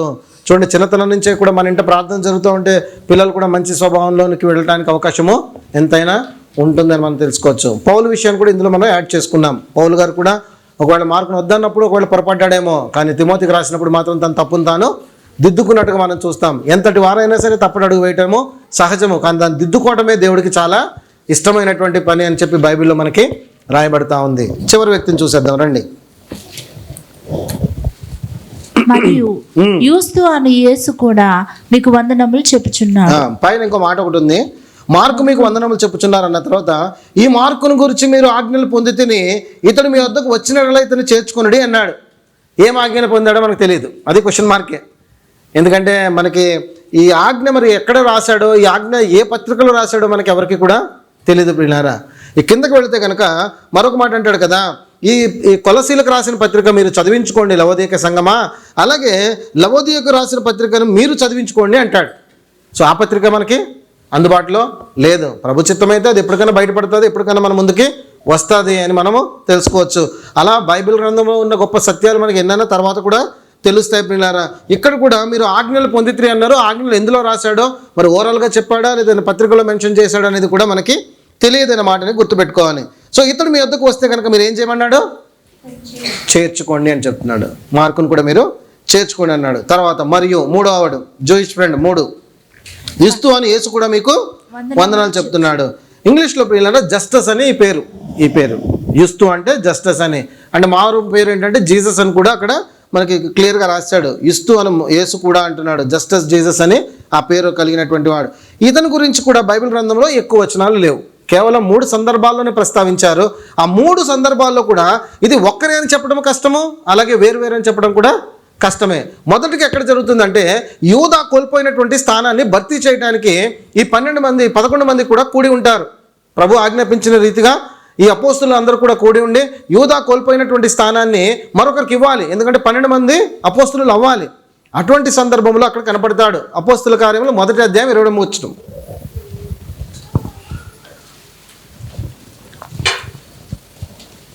అప్పుడు వారు యూస్తు అను మారు పేరు గల బసబ్బా అనబడిన యోసేపు మత్తయ్యను ఇద్దరు నిలవబెట్టి ఇట్లని ప్రార్థన చేసి. సరిపోతుంది, అర్థమైపోయింది కదండి. కాంటెక్స్ట్ అందరికి తెలుసు కదా ఇక్కడ ఆ సందర్భం. అపోస్తల కార్యంలో 18వ అధ్యాయం 7వ వచనం, 18:7. అక్కడ నుండి వెళ్ళి దేవుని యందు భక్తి గల తీతియు యూస్తు అను ఒకని ఇంటికి వచ్చెను. అతని ఇల్లు సమాజ మందిరమును ఆనుకొని ఉండెను. సమాజ మందిరానికి ఆనుకుందంటే సమాజ మందిరంలో ఎవరు ఆరాధిస్తూ ఉంటారు? కేవలం యూదులు మాత్రమే ఆరాధిస్తారు. సో ఆ సమాజ మందిరానికి దగ్గరగా ఉన్నటువంటి వాడని మనకి అర్థమవుతా ఉంది ఇక్కడ. సో పౌలు అక్కడికి వెళ్ళి పరిచర్యకు వెళ్ళి ఉంటాడు, అక్కడ చెప్పుంటాడు, అక్కడ తెలుసుకుని ఉంటాడని అర్థమవుతుంది. కానీ క్లియర్ ఇన్ఫర్మేషన్ అయితే మనకి దాని మీద లేదు, యుస్తు మీద. సో కాబట్టి యుస్తు గురించి ఇంతవరకే మనకి బైబిల్లో రాయబడిందని మనము అర్థం చేసుకోవచ్చు ప్రియులారా. సో ముగ్గురు గురించి మనం చూస్తున్నాము. ఈ ముగ్గురు గురించి కంక్లూడ్ చేసే ముందు చివరి మాట ఒకటి మనము చూసుకుని ముగించేసుకుందాం. చూడండి, ఇప్పుడు కిందకి రండి. వీరు సున్నతి పొందిన వారిలో చేరిన వారు, దాని గురించి మనం ధ్యానించాము. వీరు మాత్రమే దేవుని రాజ్యము నిమిత్తము నా జత పనివారై ఉన్నారు. ఆ తర్వాత ఇంకేమన్నాడు? వీరి వలన నాకు ఆదరణ కలిగాను. ఫైనల్లీ ఏమంటున్నాడంటే వీరి వలన నాకు ఏం కలిగిందన్నాడు? ఆదరణ కలిగింది అంటున్నాడు. అయితే ఇప్పుడు ఇందులో ఆలోచించాల్సింది ఏంటంటే చెరలో ఉన్నటువంటి వ్యక్తి యొక్క పరిస్థితి ఎలా ఉంటుంది ఆలోచించండి పిల్లరా. చెరలో ఉన్న వ్యక్తి పరిస్థితి ఎలా ఉంటుంది? ఎవరైనా చెరలోనికి వెళ్ళొచ్చారా? ఎవరు వెళ్ళలేదండి? చెర అంటే ఏంటి? జైలు, అందరూ తెలుసు కదండి. జైల్లో ఎలా ఉంటుంది పరిస్థితి? పౌలుకున్న ఫెసిలిటీస్ వేర్లేండి, అక్కడ దేవుని కృప. అతడు ఒక ప్రత్యేకమైన గదిని తీసుకుని ఉండటానికి అవకాశం ఇచ్చారు. ఆ తర్వాత అతనితో పాటు ఉన్నటువంటి వారు మాట్లాడటానికి అవకాశం ఇచ్చారు, వచ్చి వెళ్ళడానికి అవకాశం ఇచ్చారు. అపోస్తల కార్యంలో గత వారం చూసాం కదా, నా బంధకంలో నేను కన్యన కుమార్ అంటే ఏ బంధకంలో కన్నాడు ఒనేసిమును అనేది ధ్యానించాం. అయితే ఇక్కడ పౌలుకు ఉన్నటువంటి గొప్ప ఫెసిలిటీ ఏంటంటే ఒక అద్దె ఇల్లు తీసుకుని, కాకపోతే అతడు చైన్స్తో బంధింపబడి ఉన్నాడని మనకి రాయబడుతూ ఉంటుంది. నేను బొండములతో కట్టబడి ఉన్నానని చెప్పి రాస్తూ ఉంటాడు. సో ఏదైనప్పటికీ అక్కడ సైనికుల మధ్యలో అతడు ఒంటరిగా ఉండాల్సినటువంటి పరిస్థితి. కాకపోతే పౌలుకు ఒక్క ఫెసిలిటీ ఇచ్చారు, అప్పుడప్పుడు ఎవరిని వచ్చి కలవచ్చని. సరే, అయినప్పటికీ కూడాను ఒంటరిగా జైల్లో ఉండటం అంటే, లేకపోతే బంధింపబడి ఉండటం అంటే అది బాధాకరమైన విషయమేనా అండి? వేదన కలిగించేది కదా హృదయానికి. అతడు ఫ్రీగా తిరగలేడు, ఆ గదిలోంచి బయటకు రావడానికి వీల్లేదు, అక్కడే ఉండాలి. ఎవరైనా సరే అతను వచ్చి కలవాలి, కానీ ఇతడు బయటకు వెళ్ళి కలవడానికి వీల్లేదు. జైల్లో ఉన్నట్టే ఇంచుమించుగా. జైల్లో ఉన్నవారు అంతే కదా, రోజంతా ఒక రూమ్లోనే ఉంటారు, రోజంతా ఇతను పని చేస్తారు, మళ్ళీ రాత్రంతా అదే గదిలో ఉండాలి. వాళ్ళు బయటకు రావడానికి వీల్లేదా? కారాగారంలో నుంచి ఎవరైనా వాళ్ళు పలకరించడానికి వారంకో నెలకో ఒకసారి వెళ్ళి పలకరించవచ్చు. ఇదే జరుగుతుంది. సో కాబట్టి అటువంటి ఒక భయంకరమైనటువంటి స్థితిలో ఉన్నప్పుడు అతనికి ఆదరణ కావాలి. ఆదరణ ఎవరి వల్ల దొరుకుతుంది అని అతను చూసినప్పుడు సహవాసంలోనే ఆదరణ ఉన్నదన్న సత్యాన్ని ఇక్కడ మనకు బయలుపరుస్తున్నాడు. ఈ అరిస్తార్కు వలన, యుస్తు వలన, మార్కు వలన నాకు ఆదరణ కలిగింది అంటున్నాడు. ప్రియులారా, శ్రమ కలిగినప్పుడు, హృదయం వేదన కలిగినప్పుడు ఆదరణ మనం దేవుని దగ్గర వెతుక్కోవాలి. ఆ దేవుని దగ్గర దేవుని మాటలు ఎవరు చెప్తారంటే దేవుని బిడ్డలే చెప్తారు, ఇంకెవరైనా చెప్తారా అండి? సో కాబట్టి సహవాసములో ఈ గొప్ప ఆదరణ మనకి లభిస్తుందని మనము గుర్తుపెట్టుకోవాలి. పిల్లారా, యోబు దగ్గరికి కొంతమంది వచ్చారు, స్నేహితులు పరామర్శించడానికి వచ్చారు. యోబు కష్టాల్లో ఉంటే యోబు అనుకున్నాడు నన్ను ఆదరించడానికి వచ్చారు అమ్మయ్య అనుకున్నాడు. కానీ ఏమంటాడో తెలుసా? మీరు ఆదరణకు కర్తలు కానే కారు అంటాడు 16వ అధ్యాయంకి వచ్చేటప్పటికి. ఎందుకంటే సూటిపోటి మాటలతో గుచ్చేస్తూ ఉంటారు వచ్చి. నువ్వు ఏదో తప్పు చేయకపోతే కనుక ఇంత కష్టం నీ మీదకి ఎందుకు వచ్చింది? నువ్వు ఏదో తప్పు చేయకపోతే కనుక నీ బిడ్డలు కోల్పోకుండా నువ్వు ఎలా ఉన్నావు? నీ ఆస్తి అంతా ఎలా కోల్పోకుండా ఉన్నావు? ఇలా సూటిపోటి మాటలతోటి అతడు అందరూ కూడా వచ్చిన వారందరూ కూడా నిందిస్తూ ఉంటే మీరు ఆదరణకు మాత్రం కర్తలు కాదంటాడు. సహవాసములో ఆదరణకరమైనటువంటి మాటలు చెప్పగలగాలి తప్ప సూటిపోటి మాటలతోటి నొప్పించేటటువంటి వారి యొక్క స్థానం మనం తీసుకోవద్దు. ఇద్దరు ఉన్నారు కదండి ఇక్కడ. యోబు దగ్గరికి వచ్చిన స్నేహితులు ఉన్నారు, పౌలు దగ్గరికి వచ్చిన స్నేహితులు ఉన్నారు. వ్యత్యాసం గమనించండి. ఇది అర్థమవుతుందండి అందరికీ? ఒకసారి యోబు 16:2 చూసేయండి. యోబు 16:2. ఎంతమంది స్నేహితులు వచ్చారు యోబు దగ్గరికి? ముగ్గురు వచ్చారండి. ఆ ముగ్గురు పేర్లు చెప్పగలరా ఎవరైనా? ఎలిఫజు, గట్టి చెప్పాలి. Zophar, Eliphaz, Bildad. Okay, right. ఎలాగోలాగా మొత్తం అందరు కలిసి అని చెప్పేశారు. రైట్, ముగ్గురు పేర్లు. ఇప్పుడు ఈ పోలిక చూడండి. యోబు దగ్గరికి ముగ్గురు స్నేహితులు వచ్చారు అతడు శ్రమలో ఉన్నప్పుడు. ఏమన్నాడు వాళ్ళ గురించి? అందుకు యోబు ఇలాగున ప్రత్యుత్తరం ఇచ్చాను, ఇట్టి మాటలు అనేకములు నేను విని ఉన్నాను. మీరందరూ బాధకే కర్తలు గాని నాకు ఆదరణకు కర్తలు కాదు. ఈ మాట ముగ్గురు గురించి మాట్లాడాడు యోబు. మరి నెక్స్ట్ పౌలు గారు అన్నటువంటి మాట ముగ్గురు గురించి ఇక్కడ అరిస్తార్కు, మార్కు, యుస్తు ముగ్గురు ఉన్నారు. వీరి వలన నాకు ఆదరణ కలిగింది. ఇప్పుడు మనం ఏ ముగ్గురులో ఉన్నాం? ఫైనల్ క్వశ్చన్ అనమాట ఇది. అర్థమైందండి? ఇప్పుడు మనం ఏ ముగ్గురులో ఉన్నాం? యోబు దగ్గరికి వచ్చినటువంటి ముగ్గురులో ఉన్నామా, లేకపోతే పౌలు దగ్గర ఉన్నటువంటి ముగ్గురులో ఉన్నామా?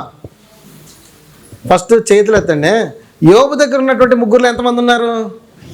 ఎవరైనా బాధలో ఉన్నారనుకోండి, మీరు ఇదే మాట అని బళ్ళాలు పట్టుకుని వెళ్ళిపోయి పొడిచేసినటువంటి సందర్భము ఎంతమంది ఉన్నారు? ఎంతమంది? అందరూ అబద్ధం చెప్పేస్తున్నారు. అయితే ఇది ఎప్పుడు మీరు ఎవరిని కించపరచలేదు, ఎవరిని పల్లెత్తు మాట అనలేదు, ఎవరిని బాధ పెట్టలేదు, ఎవరిని పొడిచేయలేదు మాటలతోటి. ఎప్పుడు అరిస్తార్కు, మార్కు, ఇస్తులాగా ఆదరణకరమైన మాటలే మాట్లాడారండి. యోబులాగా లేదా? ఉన్నారా లేరండి? ఫోన్ లేకపోతే బయట వాళ్ళ దగ్గర వద్దులే, కుటుంబ సభ్యుల దగ్గర చెప్పండి. నేనైతే బోల్డ్ అంటాను, నిర్భయంగా ఒప్పేసుకున్నాను. బోల్డ్ అంటాను నేను ఇంట్లో, మా అమ్మనే కానీ, మా డాడీనే కానీ, లేకపోతే ఇంట్లో అన్నైనా కానివ్వండి, బోల్డ్ అని సూదులతో పొడుస్తూ ఉంటాను. అవునా కాదా? మీరు చేస్తారా చేయరా? అమ్మ ఇప్పుడు అంటే ఒప్పుకుంటేనే కానీ చెప్పను అనమాట. నేను చేయను అలాగా, నేను అలా చేయను. మీ సత్యాన్ని బయటికి రప్పించడానికి అన్నాను నేను. అందరూ దొరికేశారు దొంగలు. అయితే ఈ రోజున మార్చేసుకుందామా? మనం యోబు స్నేహితులలాగా పొడిచే వారంగా వద్దు. ఎవరైనా మన గురించి ఒక సాక్ష్యం పలకాలంటే ఈ సాక్ష్యం చెప్పాలి. వీళ్ళు నా దగ్గరకు వస్తే కనుక వీళ్ళు ఎలా మాట్లాడతారో ఆదరణకరమైన మాటలతోటి మాట్లాడతారు. నన్ను బలపరిచి వెళ్ళారు. ఎవరైనా వచ్చి వెళ్ళారనుకోండి, వాళ్ళ గురించి మళ్ళీ మనం కుటుంబంలో మాట్లాడుకుంటున్నప్పుడు ఎంత సౌమ్యులు, ఎంత ఆదరణ వాళ్ళు, ఎంత అది అని మంచితనంతో మాట్లాడుకోవాలి. వెళ్ళిపోయిన తర్వాత కొన్ని సందర్భాల్లో ఎన్ని మాటలు మాట్లాడారో, ఎన్ని అన్నారో చూసారా అని అనుకునే పద్ధతిలో మనం మాట్లాడకూడదు. పోయినారా? కంక్లూడ్ చేసేసుకుందాం. చివరిగా మరి అరిస్తార్కి ఒక గొప్పతనం అర్థమైందండి అందరికీ కూడాను. పౌలు ఎంతగానైతే పరిచర్యలో శ్రమ పడ్డాడో అరిస్తార్కు కూడా అంతే శ్రమ పడినటువంటి వాడుగా. కాంటెక్స్ట్ అంతటిని బట్టి మనకు అర్థమవుతుంది. అపోస్తల కార్యాలు బాగా చదవండి పిల్లారా. అరిస్తార్కు జీవితం మనకి కళ్ళకు కట్టినట్టు కనపడతా ఉంటుంది. ఎందుకంటే పౌలు ఎక్కడ ఉంటాడో అక్కడ అరిస్తార్కు కనపడతా ఉంటాడు. ఆ ప్రయాణాల్లో కానీ, ఆ చెరలో కానీ, ఆ శ్రమలో కానీ ప్రతి చోట ఉంటాడన. మరి అలా ప్రతి చోట మనం కూడా నిలబడాలంటే కనుక దేవుని హృదయము, మన దేవుని వాక్యం మన హృదయంలో బలంగా నాటబడాలి. వేరు తన్నాలంటాడు. అందుకే వేరు తన్ని ఎదిగి ఫలించండి అంటాడు చూడండి యెషయా గ్రంథంలో. అలా వేరు తన్ని మనం కూడా ఎదిగి ఫలించాలి ప్రియులారా. మరి మార్కు ద్వారా ఏం నేర్చుకుంటున్నాము? చిన్నతనం నుంచే పిల్లల్ని ప్రార్థనలో పెంచినట్లయితే మార్కులాగా గొప్ప వ్యక్తులు అయ్యే అవకాశం మనకు అక్కడ కనపడతా ఉంది. మార్కు ఒకవేళ తప్పు చేసి ఉండొచ్చు, దిద్దుకున్నాడు. పౌలు తప్పు చేసి ఉండొచ్చు, దిద్దుకున్నాడు. మనం కూడా వాళ్ళ ఇద్దరిని బట్టి నేర్చుకునేది తప్పుని మనం దిద్దుకునే వారముగా ఉండాలి ప్రియులారా. యుస్తు గురించి మనకు ఎక్కువ విషయాలు చెప్పబడి లేవు కాబట్టి మనం ఏమీ తెలుసుకోలేము. కానీ వీరు ముగ్గురు వలన మాత్రము ఆదరించే మాటలే వారు మాట్లాడారు అని మాత్రం మనము తెలుసుకోగలుగుతున్నాం. మరి అట్టి నడిపింపు దేవుడు మనందరికీ దయచేయనుగాక. తలలు వంచండి, చిన్న ప్రార్థన చేసుకుందాం. పరిశుద్ధుడు అయిన మా దేవ, ప్రేమ కలిగిన మా తండ్రి, మీకే వందనాలు, స్తుతులు, స్తోత్రాలు నాయన. మరొక్కసారి ప్రభువా, అద్భుతమైన ఆశ్చర్యమైన నీ లేఖనాల ద్వారా అనేక విషయాలు మాకు బయలుపరుస్తున్నందుకు నీకు వందనాలు నాయన. తండ్రి, అరిస్తార్కును చూసి మేము నేర్చుకోవాల్సిన విషయాలు ఉన్నాయి, మార్కును చూసి నేర్చుకోవాల్సిన విషయాలు ఉన్నాయి, యుస్తును చూసి నేర్చుకోవాల్సిన విషయాలు ఉన్నాయి ప్రభువా. వారందరూ కూడాను కష్టంలో ఉన్న పౌల దగ్గరికి వచ్చినప్పుడు ఎంతగానో ఆదరించిన వారుగా సాక్ష్యం పొందారు నాయన. అదేవిధంగా అరిస్తార్కు ఎన్ని శ్రమలున్నా సరే నిలబడ్డాడు ప్రభువా. శ్రమలో, ప్రయాణాల్లో నాయన, మరి ఇదిగో నేను కష్టంలో అన్నిట్లో నిలబడగలిగాడు. తన హృదయం నిండా వాక్యమును నింపుకున్నాడు. తన ఒక గురి వైపు చూసుకుంటూ ముందుకు వెళుతున్నాడు. నీకోసమే తన ప్రాణం అనుకుంటూ వెళ్ళాడు. అటువంటి నడిపింపు మాకు దయచేయండి నాయన. మమ్మల్ని నడిపించి బలపరచండి ప్రభువా. అయ్యా, మార్కు నాయన ఒకప్పుడు నిష్ప్రయోజనమైన వాడే, కానీ నాయన పరిచర్యలో ఎంతో వాడబడినటువంటి వాడుగా కనపడుతున్నాడు. ఒక సువార్త పుస్తకాన్ని రచించి నాయన, మరి ఇదిగో నీ గొప్ప సత్యాన్ని ప్రపంచవ్యాప్తంగా నాయన బయలుపరచడానికి ఒక సాధనముగా వాడబడ్డాడు ప్రభువా. నాయన అటు నడిపింపు మాకును దయచేయండి నాయన. నీ కృపగల హస్తానికి మరొక్కసారి మమ్మల్ని మేము అప్పగించుకుంటున్నాం. నేడు విత్తబడిన వాక్యమును మీరే నీరు కట్టి ఫలింపచేసి నాయన మీరు మహిమ పొందమని అడుగుతూ అప్పగిస్తూ యేసు నామమున ప్రార్థించి వేడుకొంచున్నాము తండ్రి. ఆమేన్.